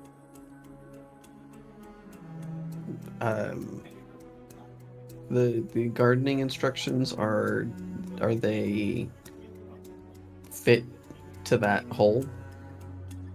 So the stone, it's like a. I mean, it's like a tombstone. No. So the tombstones are what say, "Let the dragon's tongue reveal my secret." Right. Okay. Then there are 7 stones, like they're oval. They're like, imagine like an ostrich egg, right? Sure. They're like Okay. oval shaped that are around the central circular area. Okay. On each of those 7 stones, there's gardening instructions. The one that Hazel read says this, which is Right. what Chris read. Got it. And on the top of each of those stones, you notice there is a small little like divot that could hold a small something that would be like round, like no larger than the size of like your fingernail. I pull out a coin, I guess, 1 gold. Does it seem like it would fit? A little too small for a gold coin to fit. Okay. Maybe it's a seed. Maybe it wants a seed. Hazel, can you make a seed? Can I make a seed? You can make seeds bloom. And Yep. there are plenty of seeds around here. Yep, I can instantly make a flower blossom. So Put your favorite one will- in there, please. Is it a Go. crescent moon in the sky? There is not a crescent moon in the sky currently. There are 2 moons, by the way. I will cast Minor Illusion to make a crescent moon. can I grab just any? Like, are there seeds nearby that I can just pick up? Yeah. So you put a seed in Pick one up. the thing. Put it in the hole, and then I'm gonna use my druid craft in order to make it bloom. Beautiful. All right. The flower blooms due to druidcraft. Nothing really happens. There are 6 other stones. Yeah, maybe we should give them a read. Yeah, let's find one that's. Is it no moon right now? One of the moons is like whatever the half of them is. Half moon. Half moon, thank you. And then the other moon is full. Okay. So we got a full pie and a half. So yeah, let's find the tombstones that say that. Yep. I guess you two are working together. So as you read all set, are you going back to the tombstones? Yeah. Well, No, read the gardening The- instructions. Like, read the oval things. Oh, that yeah, have yeah. the divots. Yeah, that. Actually, yeah, I want to read everything. Yeah. as We're you reading go them through, together. as you go through all 7, I'll just Oh, paste please. this. I'll just paste this in the chat for all of Thank you.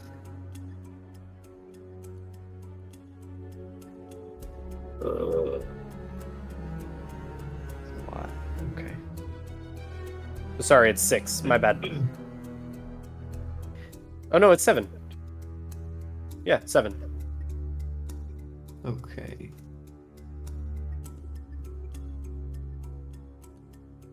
Does anybody want to read them? Why don't you take turns reading them aloud? Yes, Um, teacher. I First- mean, I feel like reading all 7, one person reading all 7 might be a little too much. Might get a little monotonous. So just go one stanza. Each of you get 3 and one of you gets 4. Or each of you gets 2 and one of you gets 3. First, find the flower of dawn's embrace, its petals adorned with morning's grace. Let it greet the sun's first light, and the garden soon will come to life. Wait, but the one before that is Yeah, you read the second one. Oh, my bad. in a garden where secrets lie, with colors that reach the sky, 5 blossoms whisper, each in turn their order. A lesson you must discern. And then what you read first, find the flower of dawn's embrace, its petals adorned with morning's grace. Let it greet the sun's first light, and the garden will soon come to life. The second bud, a twilight bloom, awakens under the crescent moon. When stars above begin to gleam, it shall unfurl a radiant dream. Next, seek the one that loves the rain, its thirst for drops a tender refrain. When clouds shed tears upon the ground, this bloom with joy shall be found. Fourth, a guardian of the noon, blossoms neath the sun's high tune. When the shadows wane and heat does soar, it shall reveal what you implore. The final flower, a midnight's gem, in darkness it will shine again. When the world is wrapped in sleep's embrace, it unfolds with moonlight's grace. 5 blooms in sequence, a tale to weave, their order, the garden's secret to retrieve. Observe the time and nature's rhyme, and the path you seek shall be thine. sequence. Tale to read. Your order the garden secret to retrieve. Observe time, nature's rhyme. And the path you seek shall be thine. Alright, if maybe I'm being too literal, but to me that reads as though we're supposed to be doing this throughout the day and night, I guess. And then something will reveal itself. But maybe I'm being a bit too literal. That is what it seems to me as well. However, we could try to do them now in an order Sure. and see Fine. if it works, and I guess if it doesn't, then we'll have to do it that way. So all the Alright. rhyming came out of the gardening books? It came out of the ostrich eggs. Right, what is in the Indeed, gardening book? So there is no gardening book. The gardening instructions are etched into the ostrich eggs. Okay. And the ostrich eggs, or more specifically, those gardening instructions contain This thieves' message in cant Thieves' that Cant. is Yes. this message. Yes. Okay. Uh, And what is on the gravestones? The The thing that gravestones says, read let the this dragons. Read. Yeah, the gravestones just have, like, once you align them in a certain way, which you rolled high enough in your perception, and I don't have like actual gravestones to like make you do the optical illusion thing, says let the dragon's tongue reveal my secret, and the gardening instructions are written in Draconic, but when Got you it. read it in Thieves' Cant, you get the rhyme.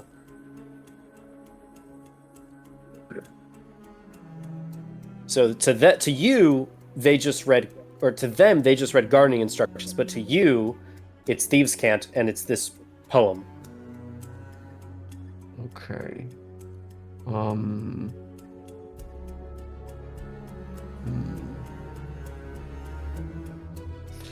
All right.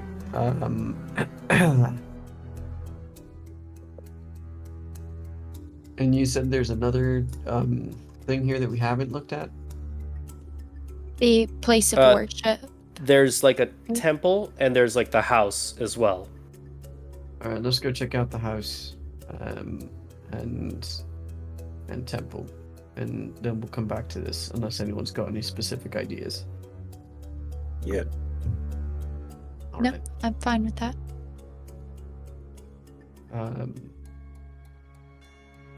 But I guess just before we do, maybe we find seeds for the flowers that we think are associated to the time of day that this makes reference to, and then just put them on the appropriate stone. Yeah, like, so I'm thinking that there's got to be like a flower that's known as the guardian of the noon, or like Right, like a sunflower. flowers that love the rain. Yeah. They follow the sun or whatever. I don't know about flowers, so I mean, shit. Y'all can do a nature check. Do a nature check, I guess. I'll I have- have disadvantage. I'll have Mercury I do a do nature too. check too. I don't know Oh, much yeah. about nature. She's smart. She rolled a dirty 20. I rolled a total of 13. Hey, natural one. 10. Okay. Mercury will turn to you guys. She's looking at all the stones, the different things. Like, well, all the divots are the same size. If they're all supposed to be different flowers, different flowers have different sizes seed. Like, some flowers have really small seeds. Some flowers don't have seeds at all. Maybe it doesn't have to do with the type of plant. Okay, so you say it's more to do with the time of day then? I think it has to do with the nature of the bloom. Yeah, well, I'm not a fucking florist. Neither am I. Yeah. All right, let's go. I think to... the way that it blooms might be the way that it matters. Yeah, I'm with you. All right, let's go check out the house then, and maybe we'll get some more information there, or we'll have to figure this one out later. Okay. So you guys make your way to the house. Door is unlocked, still in good condition. It looks like a fairly simple floor plan. You come in, there's like a sitting room with a fireplace. Beyond where this sort of like sitting area is, there's a small like little kitchenette. There's a fireplace in the back that's for like a larger cauldron. It has a little adapter to put like a grill down for cooking. Off to the right, you see that there is a door that leads into a simple bedroom, a chamber pot in the corner, bed that's made, though covered in dust, like spider webs and stuff. And you see a bookshelf. I guess I'm looking for books that relate to flowers and their blooms. All right, make an investigation check. All right. Disadvantage roll. Well, it could have been a nat 20, but instead it's a 9. It's way worse. 9. That is way worse. There's a number of things in this bookshelf. Some of them are very it's classic literature. Some of it is gardening information. There's information on like how to properly embalm somebody, burials. There's a lot of different rites, like different religious books, religious texts, primarily on the rite of like funerals and funeral rites and things like that. It takes you a while. You got like a small stack of books that you've kind of like gone through on one side of you with many more in the bookshelf. After about like 20-30 minutes of searching, you do find a book that it's not really like a textbook per se, it's more like a notebook on the god Pus, the sustainer. This is not a god that you've ever heard of, but as you're flicking through, there is one particular page with arcane writings on it that you recognize to be a scroll of daylight spell. Yeah, I share this information with the group. Great. Well, looks like we're going through the day cycle and flowers accordingly. We gotta find the right flowers. Well, know any gardeners? Oh, maybe the groundskeeper will know. Lead the way. Was that everything in the house? The kitchen is filled with like rotting foods, like stale bread, cheese that has been grown moldy. But there are a few jars. There's jars with different nuts, different seeds. There's a few like jelly and jam preserves. There's a thing of honey. There's a ceramic jug full of water.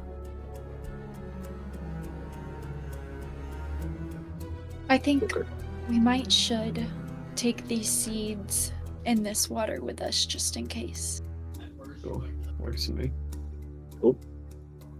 I'll pick up both of those items. Yeah, there isn't a conveniently labeled set of seeds, is there? Bloom at X time.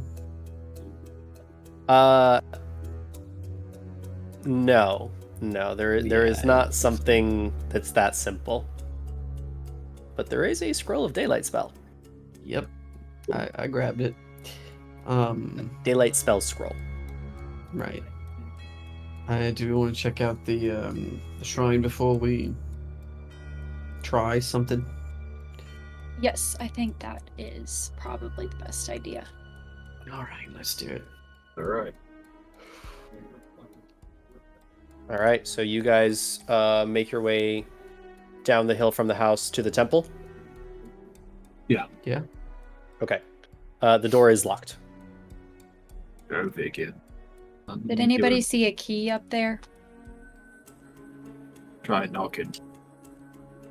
You try knocking. Sure. Few minutes, no response. All right.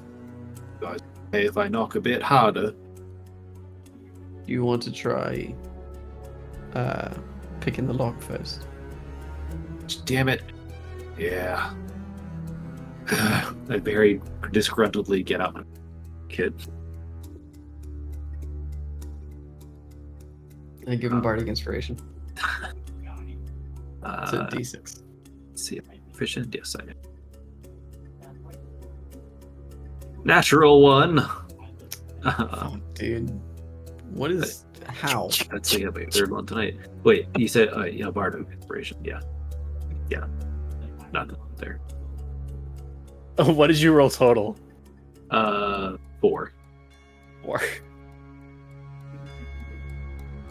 Sorry. God damn it! I kicked the door, trying to break it down. As you make an athletics check. You can use your Bardic for this? I don't need it. 22. Amazing. 22. And my The expertise door- in athletics. The door definitely cracks. It doesn't fully fall. It cracks and like you could push it down, but these vines come out of the side and they like seal the door and put it back in its spot. That's interesting. And then they also like fill in the creases between like in the middle of this large like double door. And it's not like a double door that forms a single like door. It's like two doors that have like a peak of their own that meet in the middle and they open up that way, but they have like their own little fitting, and these vines like curl around the borders of it, and these flowers start to bloom on the vines. Are the flowers of like particular color or note? A number of different colors. There's purples and greens and reds and blues and yellows and oranges, and purples Hey. and pinks. Really useful. Hazel, you're a druid. Can you talk to plants? Is that a thing? No, not a thing that I can do. That's Not a thing inconvenient. that you can do yet. Yet.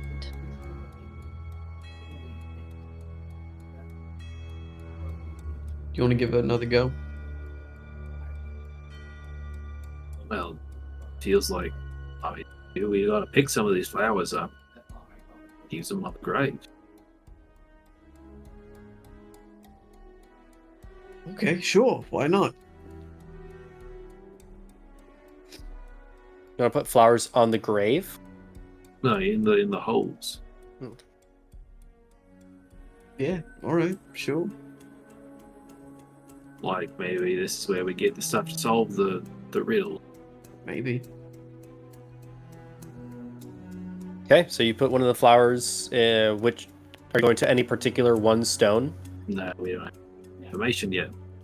No, we don't, but they are fully bloomed already, right? And it's midday right now? The flowers are fully bloomed. So it took you like 3 hours to get to the site. Yeah. Took and you it like was another 3 9 or hours 10 to move meetings.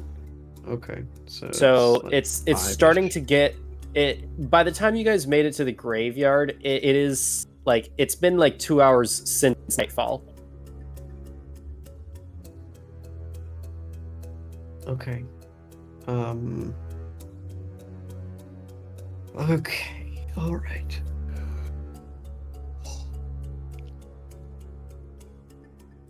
Well, do you think that we should try to do this now, or do you think we should wait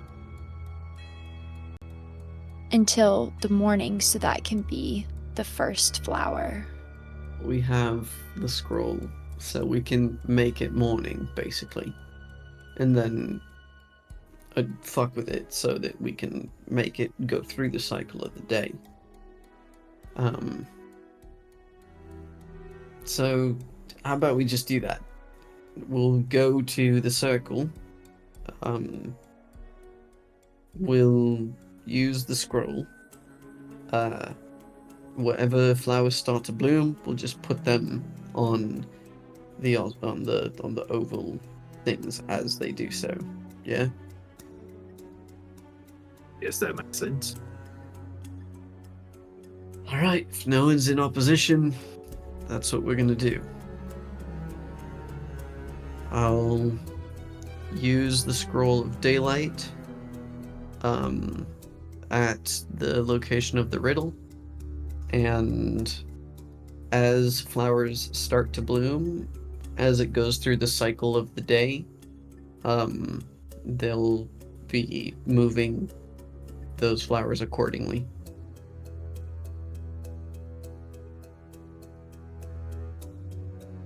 Does that make sense? Yes. I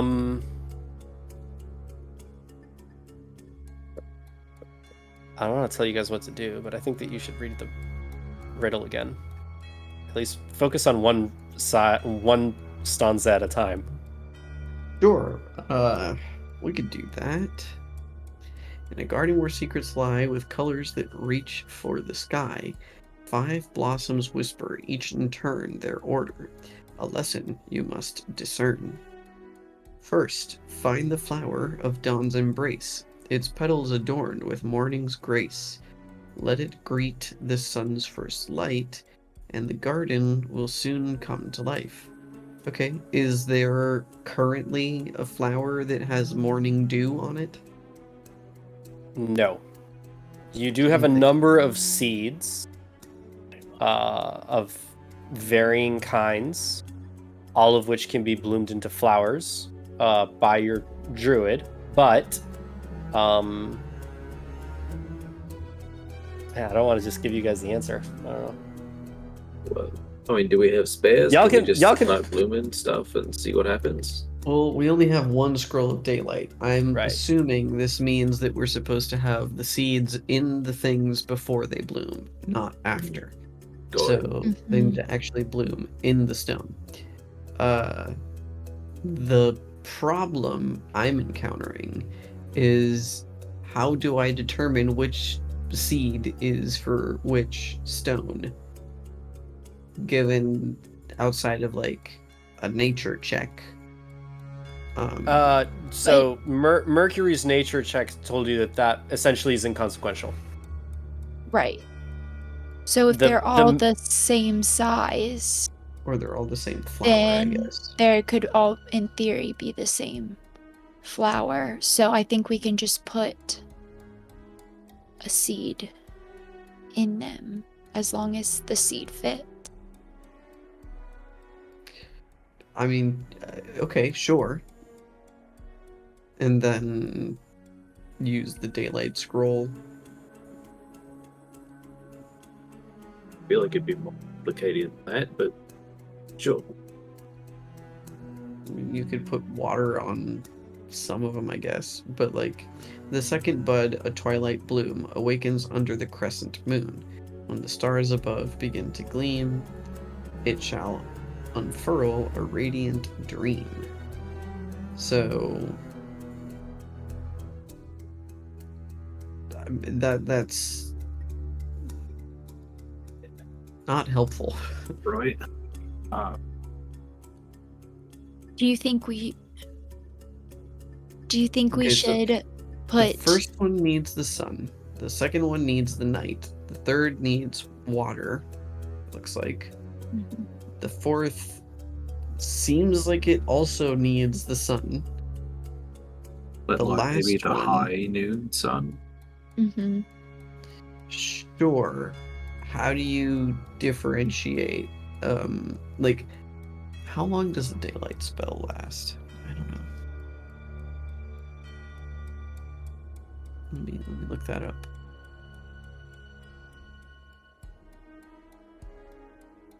Spells.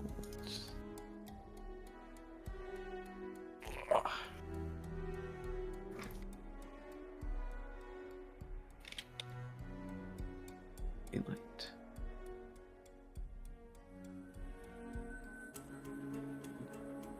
It lasts 1 hour. It Last 1 hour. Okay, great. Oh my. Easy boy. A pack of wolves runs by in the distance. Luckily, they continue On the hunt. Yeah, luckily they continue on. They're on the hunt Okay. of something. They roll So- well on a random encounter table. The first one needs the sun. Roll The initiative. fourth one needs the sun. Final flower. Is it the morning sun versus the afternoon sun? Yeah. 5 blows in sequence. Oh, that's relative. Tail to wave. Their order. The garden secret to retrieve. Certain time. Nature's rhyme. And the path you seek shall be done. Yeah. Okay. So it's kind of like what I was suggesting. Just put the seeds in first, I guess, and then. Do I direct the scroll to like give the illusion of what time of day it is? Like, great. Okay. I'll That's also fucking say great. you only found like one scroll. You rolled a 9 on investigation. Like, Yeah. Does anyone else want to try? I mean, that was just me. Sure. I will go back to the house. Someone who doesn't have disadvantage. Never mind, not me. I mean, it probably shouldn't I'm- be me, but I'll try it. I'm still gonna go back to the house though, and I'm gonna Mhm. see if I can find a key. Sounds good. okay, make an investigation check. 18 for me. Wow. 9. It would have been a 20, but it's a 9. Oh well. What'd you say? 18 for investigation, 18. Lurk? Yeah. Good. So I got a +0. 18 is pretty good. Okay, so 18. You find a scroll of moonbeam. Oh. Yeah.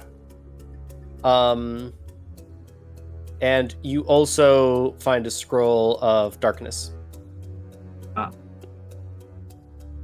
For 9, looking for a key. It takes you a while. But in the back, there's like essentially like a back door next to like where the cauldron is in the kitchen, where the stove area is. There is a set of keys right there, but it's kind of blended in because of the cobwebs and dust and stuff. Gonna grab that set of keys. It's got 3 keys on it.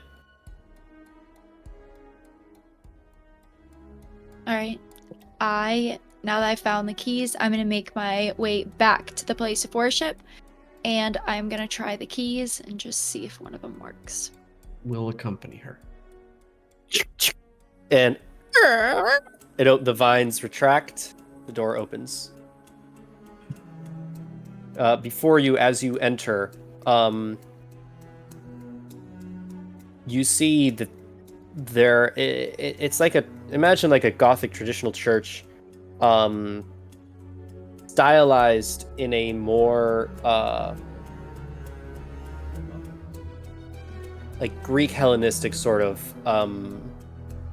style, and you can see that each row of like the pews, there's 2 rows on either side. They're in sets of 5. So there's 4 sets of 5 pews. So you have one right next to the other, then a break, then another 5, then a break, then another 5, then a break, another 5, and then the front of the church. And before it, you see like inside there is this tree that does have leaves but is dead. It looks like it would be an oak. Is this the type of tree that was on the cultist batch? No. Okay. And there are stained glass windows on either side of the church. And I'll tell you, there are 4 stained glass windows on either side. The one in the back right is the same tree that's in front of you. The one on the back left has like waterfall and you can see birds flying in front of the waterfall, and you can see this sort of like ladder sort of pattern repeated throughout that stained glass window.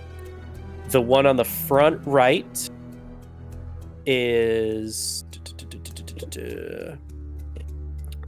it is the cycles of the moons, and you see them kind of turning with one another. And then at the very bottom, there's like a rising sun. So the cycles of the moon atop in circular, and then a rising sun at the bottom. And then on the front right, you see, how do I want to describe this?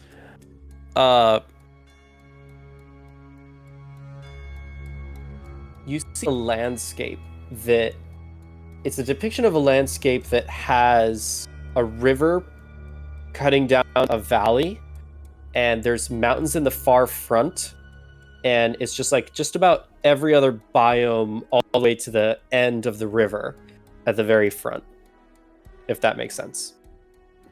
Okay.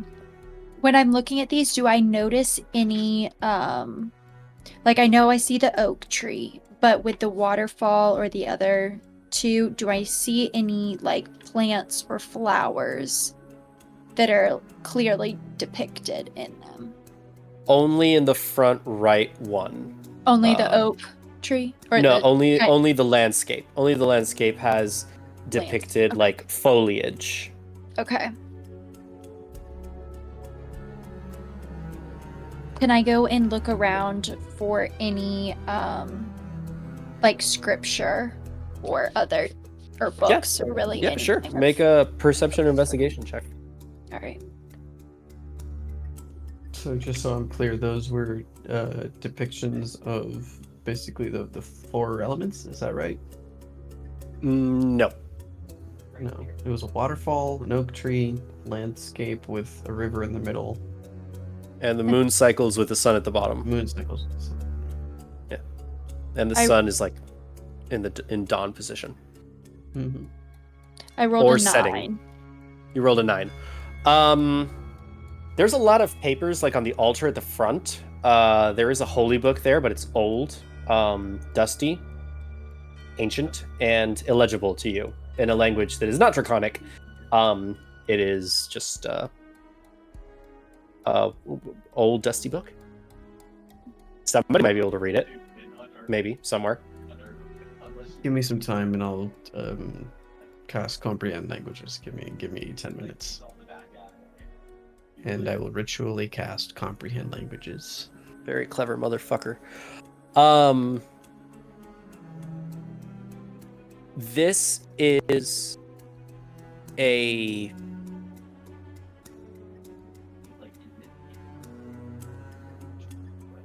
I It's don't a- seem to have the spell as a ritual. I have the spell, but not as a ritual specifically. So I Is just this cast it. is this a sorcerer or bard I limitation? think it's a sorcerer spell. Let me see. You would have to be like getting Yeah. some other source. Yeah. No, it's a sorcerer. Sorcerers have a weird thing with rituals. Oh yeah, sorcerers don't have rituals. Yeah. So Okay. I cast it using a sorcerer spell. Slot. Yeah. Okay. So it is, you glean from reading this that it is a holy book, listing a number of gods that you've never heard of before, that are not familiar to the denizens of Teslam present. There is a origin of the world story, but it's not an origin of the world in the sense of like Genesis of like the Bible. It's the origin of the god Gorchea. So Gorchea is a goddess that's depicted in this, and she's talked about as the kind of like the first god that was made by mortal kind, but then in turn she kind of created more of mortal kind and more of the world. Okay, so a god of creation, the first god of creation ascended by mortals. Right. Cool. Later on in the book, you see, depending on how much you're reading, it's a fairly dense telling here. It's centered primarily around one of the son of this god, Pas, the Sustainer. So there's a lot of really important stuff regarding the foundation of the world, the foundation of civilization, the importance of agriculture and care for nature and plants and the natural order of things. There's also an important emphasis on this cycle of life and of death, and the importance of conflict, and how through war and bloodshed there is also a rebirth to the land with the decay of the bodies and things like this. And it's all about primarily sustaining life and sustaining the world at large. Then near the middle and then at the end of the books, there is... Actually, make a investigation check. See how much... It's a densely packed book, so I'm giving you like... Sure. Yeah. 4. Yeah, that's all I'm giving you. Okay. I read everything out loud, and I hand it to Hazel and I just go, I don't know, maybe if you want to look at that again later. I'm not sure what to make of it, to be honest. Alright, well, we got a bunch of scrolls. Shall we go fuck with them and the seeds? Does anybody feel like we're missing anything before we do them? I mean, I'm still not clear about where we're putting the seeds, but We're putting the seeds on the stones, the round ones, right. tell you what to do. But we don't know which one to put where. It doesn't matter, apparently. Right. Yeah, Feels you like it just matters. force the bloom by virtue of Hazel, and we just make sure that the illumination conditions are met. Fair enough.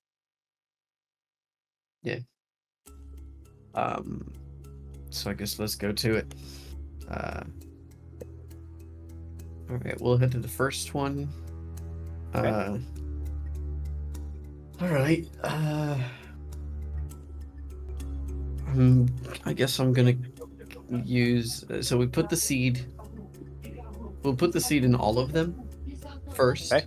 Alright. And then when we get to the first one, where it asks about Dawn's embrace, I'll say,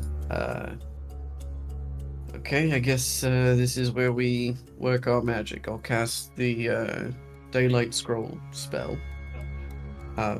As I do so, at the same time, you bloom this one. Yes. Great. And we do so. For Okay. The first one. You cast the daylight spell. The light of the sun burns, like almost blinds you guys. Before Hazel gets a chance to druidcraft the bloom of the seed into a flower, the flower itself blooms as a result of the daylight spell. You see this flower bloom, and it is essentially a sunflower, and the stone starts to like shake until it like lifts in midair a little bit and starts to the writing starts to glow. The sun, you have the daylight spell present still, but the stone, like after it floats up and maintains it's like after it's done shaking, it just stays floating there. The scripture alight and a soft glow coming from the stone and the flower atop it. Second one. I guess that should be Moonbeam then. Wait, should we do the second sunny one?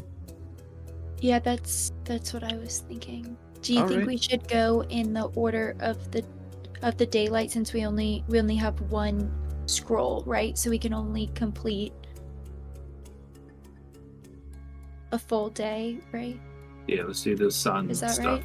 But Sure, let's try it. we'll do the other sun one.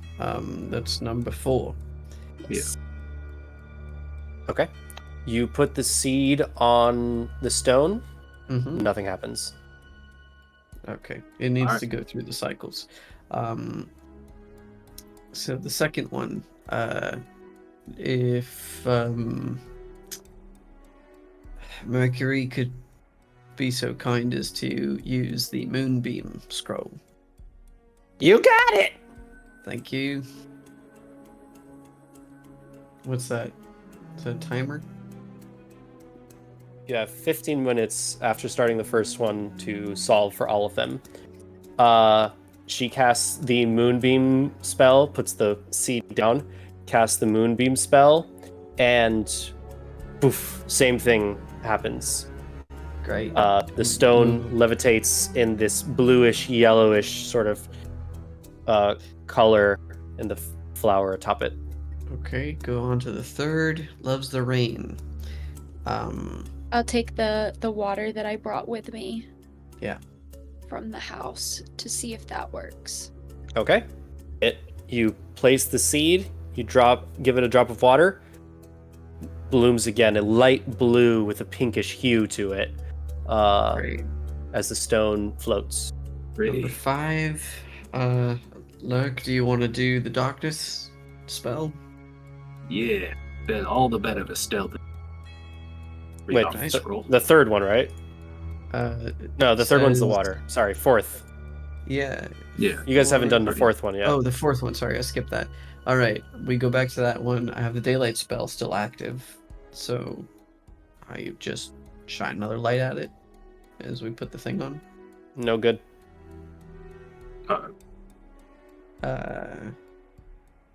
Guardian of the noons blossom neath the sun's high tune when the shadows wane, and the heat does soar. It shall reveal what you implore. What the fuck? We got moonbeam. We got darkness. We got daylight. We got a jug of water. Has anybody got any fire Make other one. than like a torch? Yeah, that's all I. Fuck it. I light a torch. And It blooms. fucking wonderful. Fuck these people. What is gardening? Fire and gardening. What the fuck? All right. And then the last one was the darkness spell, which has been cast already. So, 5 blooms in sequence, a tail to weave, their order, the garden secret to retrieve. Observe the time and nature's rhyme, and the path you seek shall be thine. Fuck whoever wrote this. The last flower, thank you. The last flower lights up. It consumes the darkness. The stone loses its light, its purple black sort of glow. The flower wilts, dies, and the stone falls, and then sequentially each of them consume everything that was dropped under them, that was dropped on them to make them bloom. They fall. There is a rumbling, a tremor in the ground, and a huge oak tree arrives in the center of the circle. It looks like an oak tree, but it's not, and it is just massive. Like, it would look like this tree is maybe like 500 years old, the amount of rings that it has.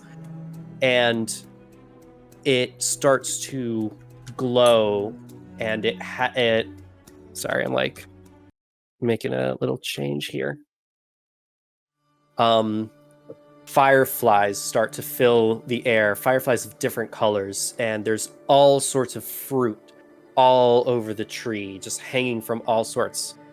However, you do notice on the outside, and I'll just say that you notice this, on the outermost rim of the tree surrounding it, you notice a pattern of different fruits.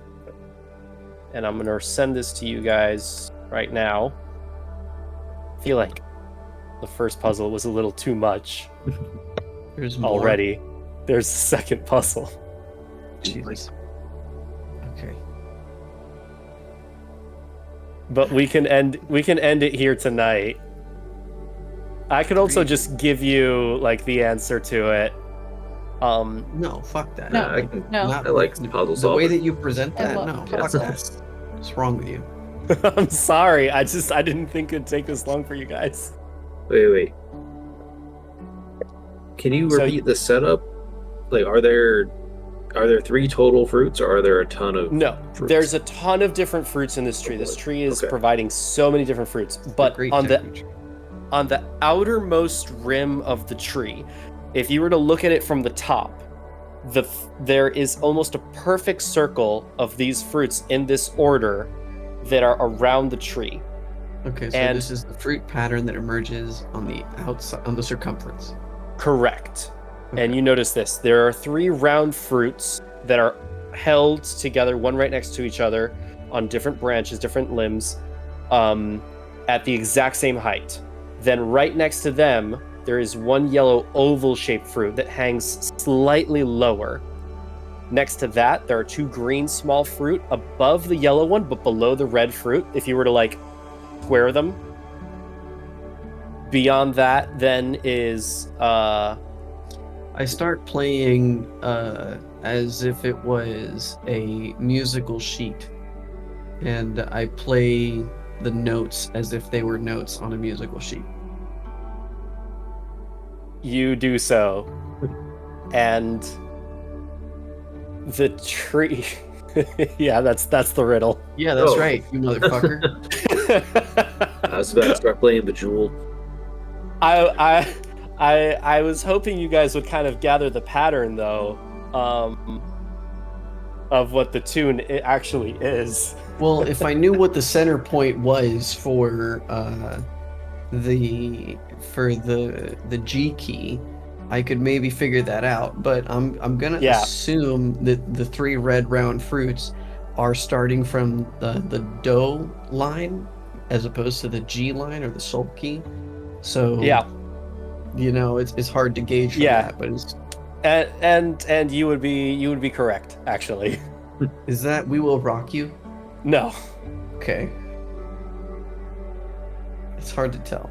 Do you want to try to guess? It is hard. It's hard to depict this in a way to present to you guys online.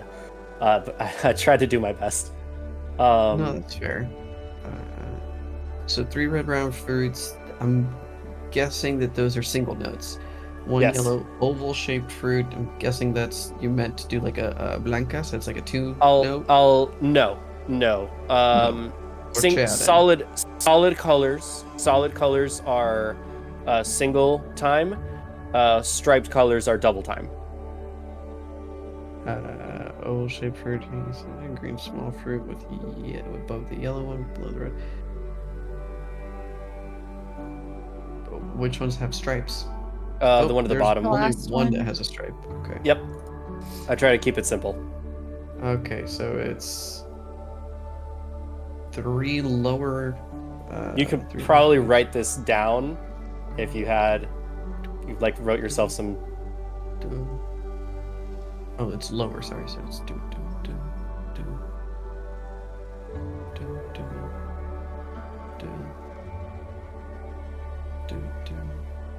It's really good.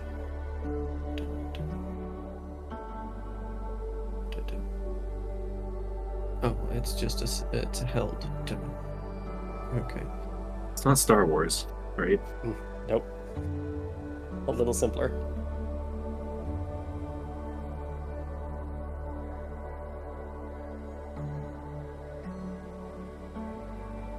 I should say there is a pause. There's a larger space. Let me see.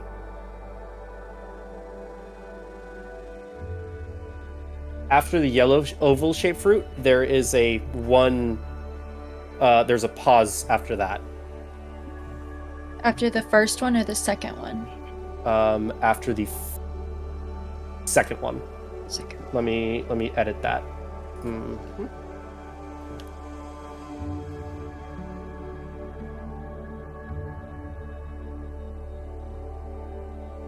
There we go.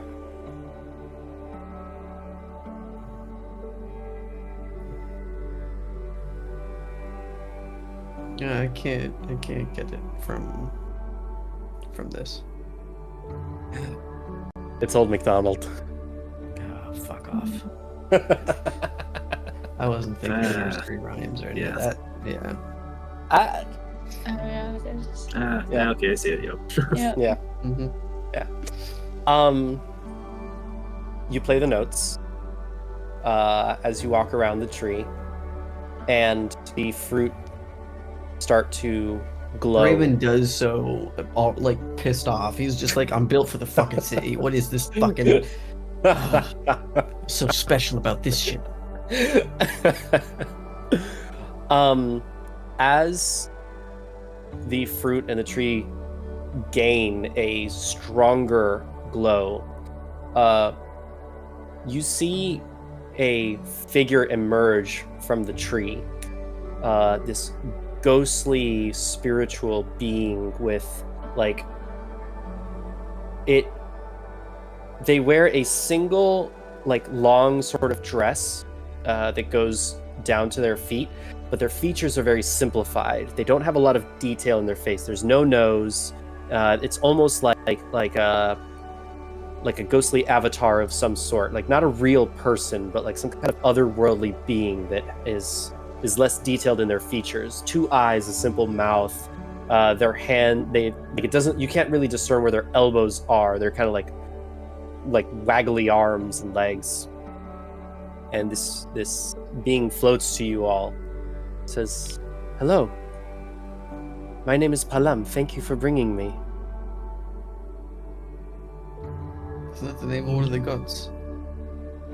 No. No. I am an angel of Pass. Well, I am the echo of an angel of Pass. Hi, I'm Ray. Hello. Look, Hazel. so Very nice to meet you all. She turns to look up at the tree and just kind of bask in the light for a bit. It's been very long since it's bloomed. It's very kind of you Yeah. to do this for me. Oh, you get out of it.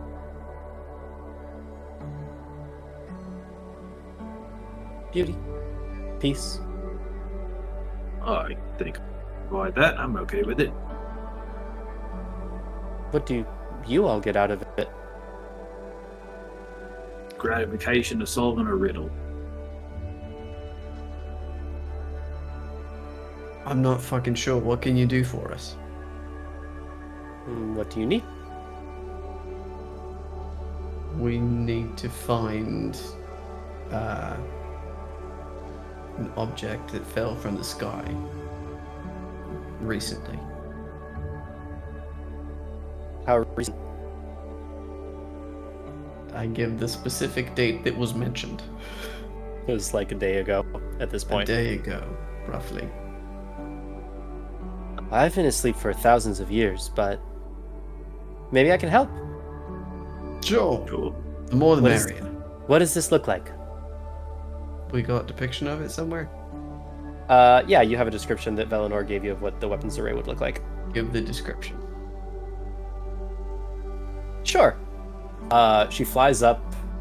She can fly, so she flies up, but she flies up to the first branch, and then starts climbing the tree to get it all the way to the top. It's like, well, come on, are you gonna help me or not? Yeah, I can't make it up there. Sure you can. And she touches the tree, and one of the limbs comes down to make a way for you to go up. It's it. Right. 3 more limbs go down for each of you guys. I happily start to climb this tree. I am As wildly you uncomfortable as I stand up on the thing. may everybody make a wisdom saving throw. Oh, Gross. Okay. Okay. 18. 13. 26. 26. Rolled a natural Okay. 20. Hell yeah. And That is a 13 for Mercury. So you rolled a 26, Hazel. What did you roll, Raymond? I rolled an 18. 18, and Lurk? 13. 13. So Mercury and Lurk, as you guys are climbing, the tree kind of like offers you different kinds of fruit. Like you can see that it's like, you know, allowing you to pick whatever fruit you want to just have it. Ray, you are also offered fruit, but beyond that, the warmness of the glow of the tree kind of envelops you a little bit. Like as you place your hand to the tree as you're climbing, you can kind of feel the tree's life essence, and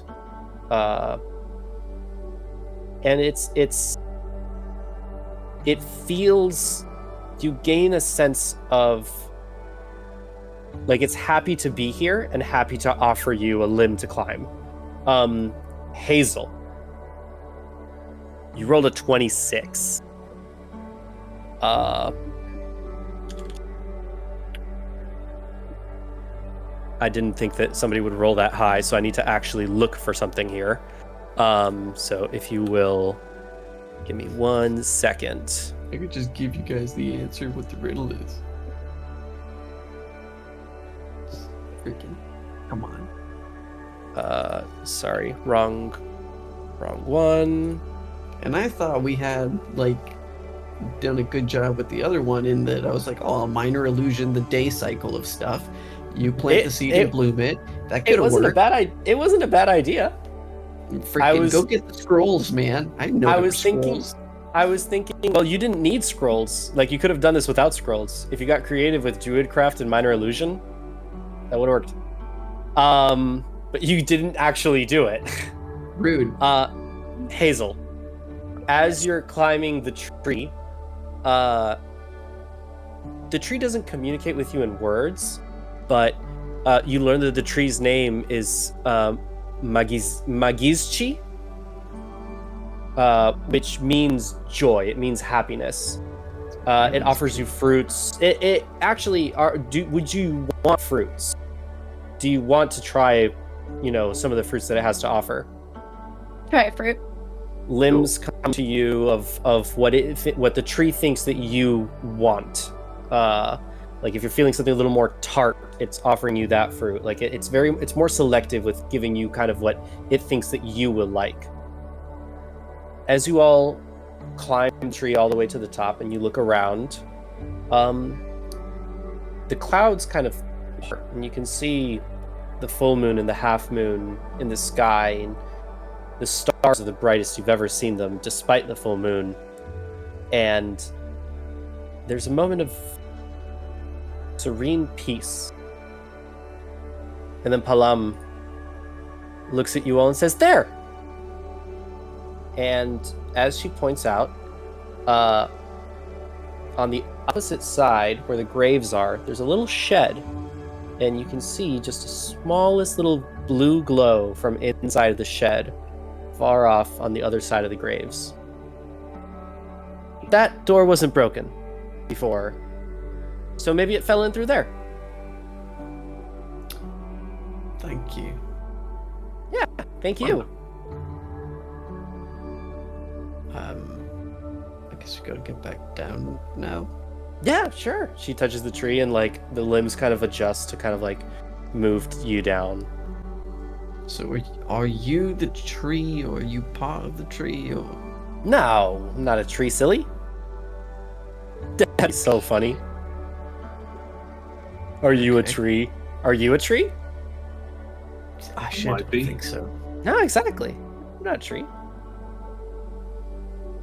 But trees also don't just do what I say either.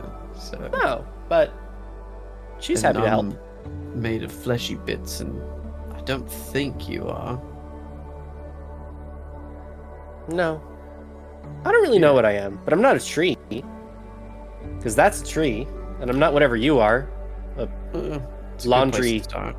pile. Yeah, I am. That is exactly what I am. Well, Fair thank enough. you so much for your help. Yeah, good fruit. Pleasure. And for the fruit. It was great. I enjoyed That's it. Almagashi. Oh, well, I'm gonna turn to the tree. Thank the tree. You feel a presence of your welcome. Get a couple for the road. All the ones you want, I guess. I mean, you should really ask her, not me. Yeah. Talk to the tree. Yeah. The limbs come down and offer you more fruit. Sweet, thanks, mate. Great. You see one of the limbs that's holding a fruit. The limb just kind of curls a little bit Yeah, into like fist bump. yeah, it gives you a little fist Hell bump. yeah. Dab it up. Dab it up. All right, we're gonna go get that thing now. Sure. Is there anything else I can do for you? Maybe later. I'll be here. How, And she how puts long are you she gonna be she here? puts her arms out. Are you stretching? You're not a hugger. That's okay. Okay, so it's just I'm still very confused, and I don't like anything about anything in general, but more specifically here. Now, how long will you be here? Will you be here for a while, or? I don't know. Until I don't want to be, I guess. Okay. All right. Well, cheers to you. Oh, cheers to you. And I'll start moving towards the object. Slowly and very confused. She climbs back up into the tree and just sits in the canopy. You make your way to the shed. Doors open, and sure enough, exactly what Velinor described is there. It's a piece of metal with stones placed into them, with wire connecting them. Lurk, Yeah, can you pick this up? let's go. Thank you. It's like tablet size. Like you could carry it too. Yeah. Sure, I could. Yeah, fair. Never do something yourself if you can have someone else do it first. Fair enough. Hey, there's a potentially dangerous and or trapped thing over there. Could someone else go check it out first? Yes, please. As you Especially guys, if they're big and sturdy like Lurk. as you guys make your way out of the graveyard, you see Mercury's like collecting some of the fruit and like putting them in different vials and like leaves, and like she's like has like some shears to like cut like a twig, and she kind of like looks at the tree, and the tree just kind of like sticks a limb out, and she just like snaps it, fills it with a vial, and then just like all right, we're good. You're gonna fuck with some shit, and it's gonna like fuck with you. You know that, right? Yeah, that's the point. That's how you discover shit. It's also how shit kills you.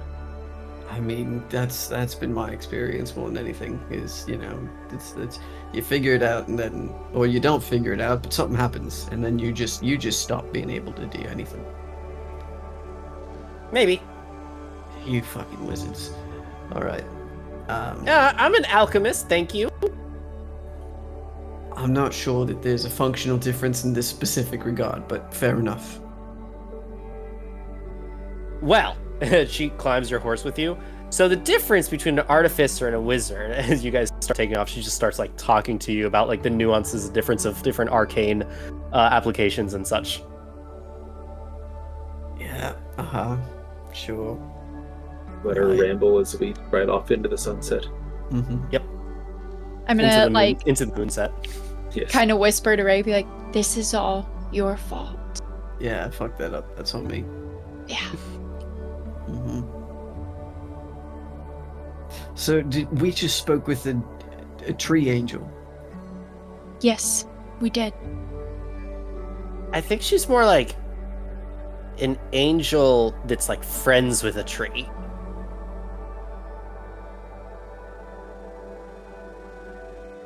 Sure. Either way, it was very helpful. Well, she said specifically she's the echo of an angel, so she's not actually an angel. If I don't know if I agree.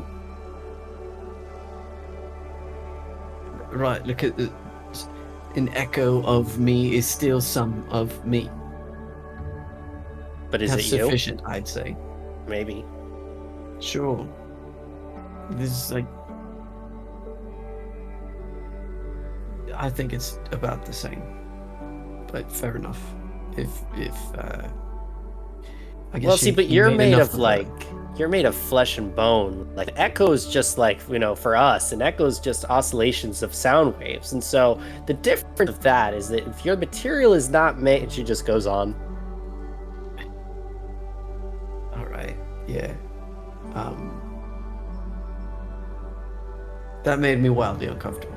Anyone else, or just me? Oh, I stopped paying attention entirely. Oh, It didn't make me uncomfortable. okay, good, wonderful. Yeah. All right. Not sure what to think.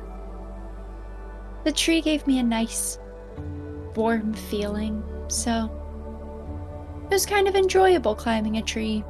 The fruit was delicious. Glad you enjoyed that. Yeah.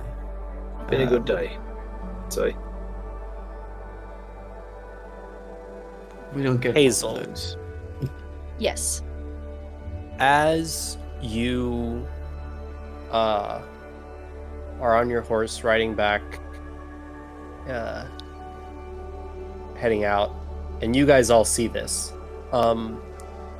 your eyes once again start to get that orange, red, yellow glow, and your hair starts to get that orange, red, yellow glow as well. And you feel your chest get really warm, and suddenly hot, like really hot.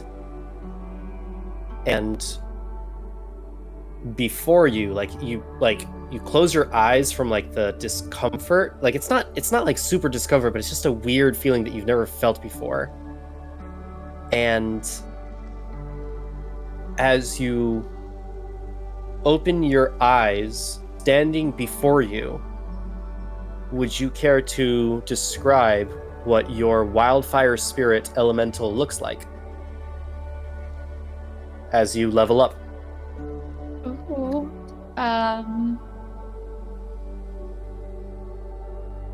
Can you help me? Sure. What comes to my mind is, the I've got the Mario Galaxy stars, Mm-hmm. Oh, like one of those little spirits. Yeah, like the Lumas. all right, that's cute. I had a very different idea. That is what I'm imagining. What are you imagining, Peter? You also don't have to come up with it this second, and we can always fix it up later. Feel free to, interpret the abstract art set before you, but that is made of fire. But fully in my head, you're mischievous to some extent, and your two prequel allies are both criminals. So fully, I'm thinking, what if raccoon but made of fire? I really like the idea of a raccoon. My image also- of wildfire spirit is always Calcifer from House Moving Castle. That's what Aw. my first thought Yeah. was as well, but I don't know. So you don't have to settle on one physical description right now, and it can always evolve and change as you grow and level up, or it could change with your mood. Like, Yeah, no need to There's commit a- to anything. yeah, there's no need to commit to anything this second. Like, you can always imagine it differently, and it doesn't always have to come back the exact same way until you settle on a shape that you think fits. All right, well, in the spirit of my new friendship, I will go with the raccoon, Love it. since I Alright. think maybe my new friendship has helped bring this out of me. Yeah, all right, fine. We're friends. Raccoon with one human finger. Yeah, with a necklace that just kind of Yeah. hangs and resembles something on it. Oh Yeah. God. It's got like a dope cigar that is a goblin finger. It's just like Hell yeah. You guys ride back out of the Blightland. The path before you, much easier to traverse, no longer difficult terrain, where it once was. You come to Lieutenant Richard and his men, weapon array in your possession, and ride off to the main base of operations, where you can either spend the night there or ride all the way back to the Citadel. By the time you make it back to the Citadel, it may be like 2 a.m. or whatever. You guys could just spend the night at the base of operations that they've established at the crash site. It's entirely, or near the crash site. It's entirely up to you. it's up to Lurk. He's the one that made the commitment. Yeah, it sounds like getting back would be better. Check. All right. I'll say you guys can actually make it a little earlier there, because you guys didn't spend like too long.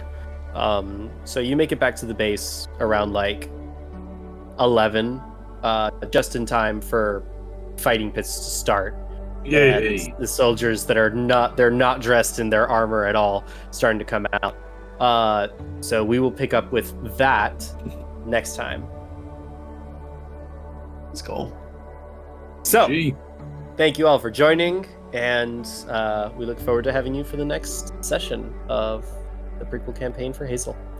Thank you again to Peter and Chris, our wonderful guests, and have a good night.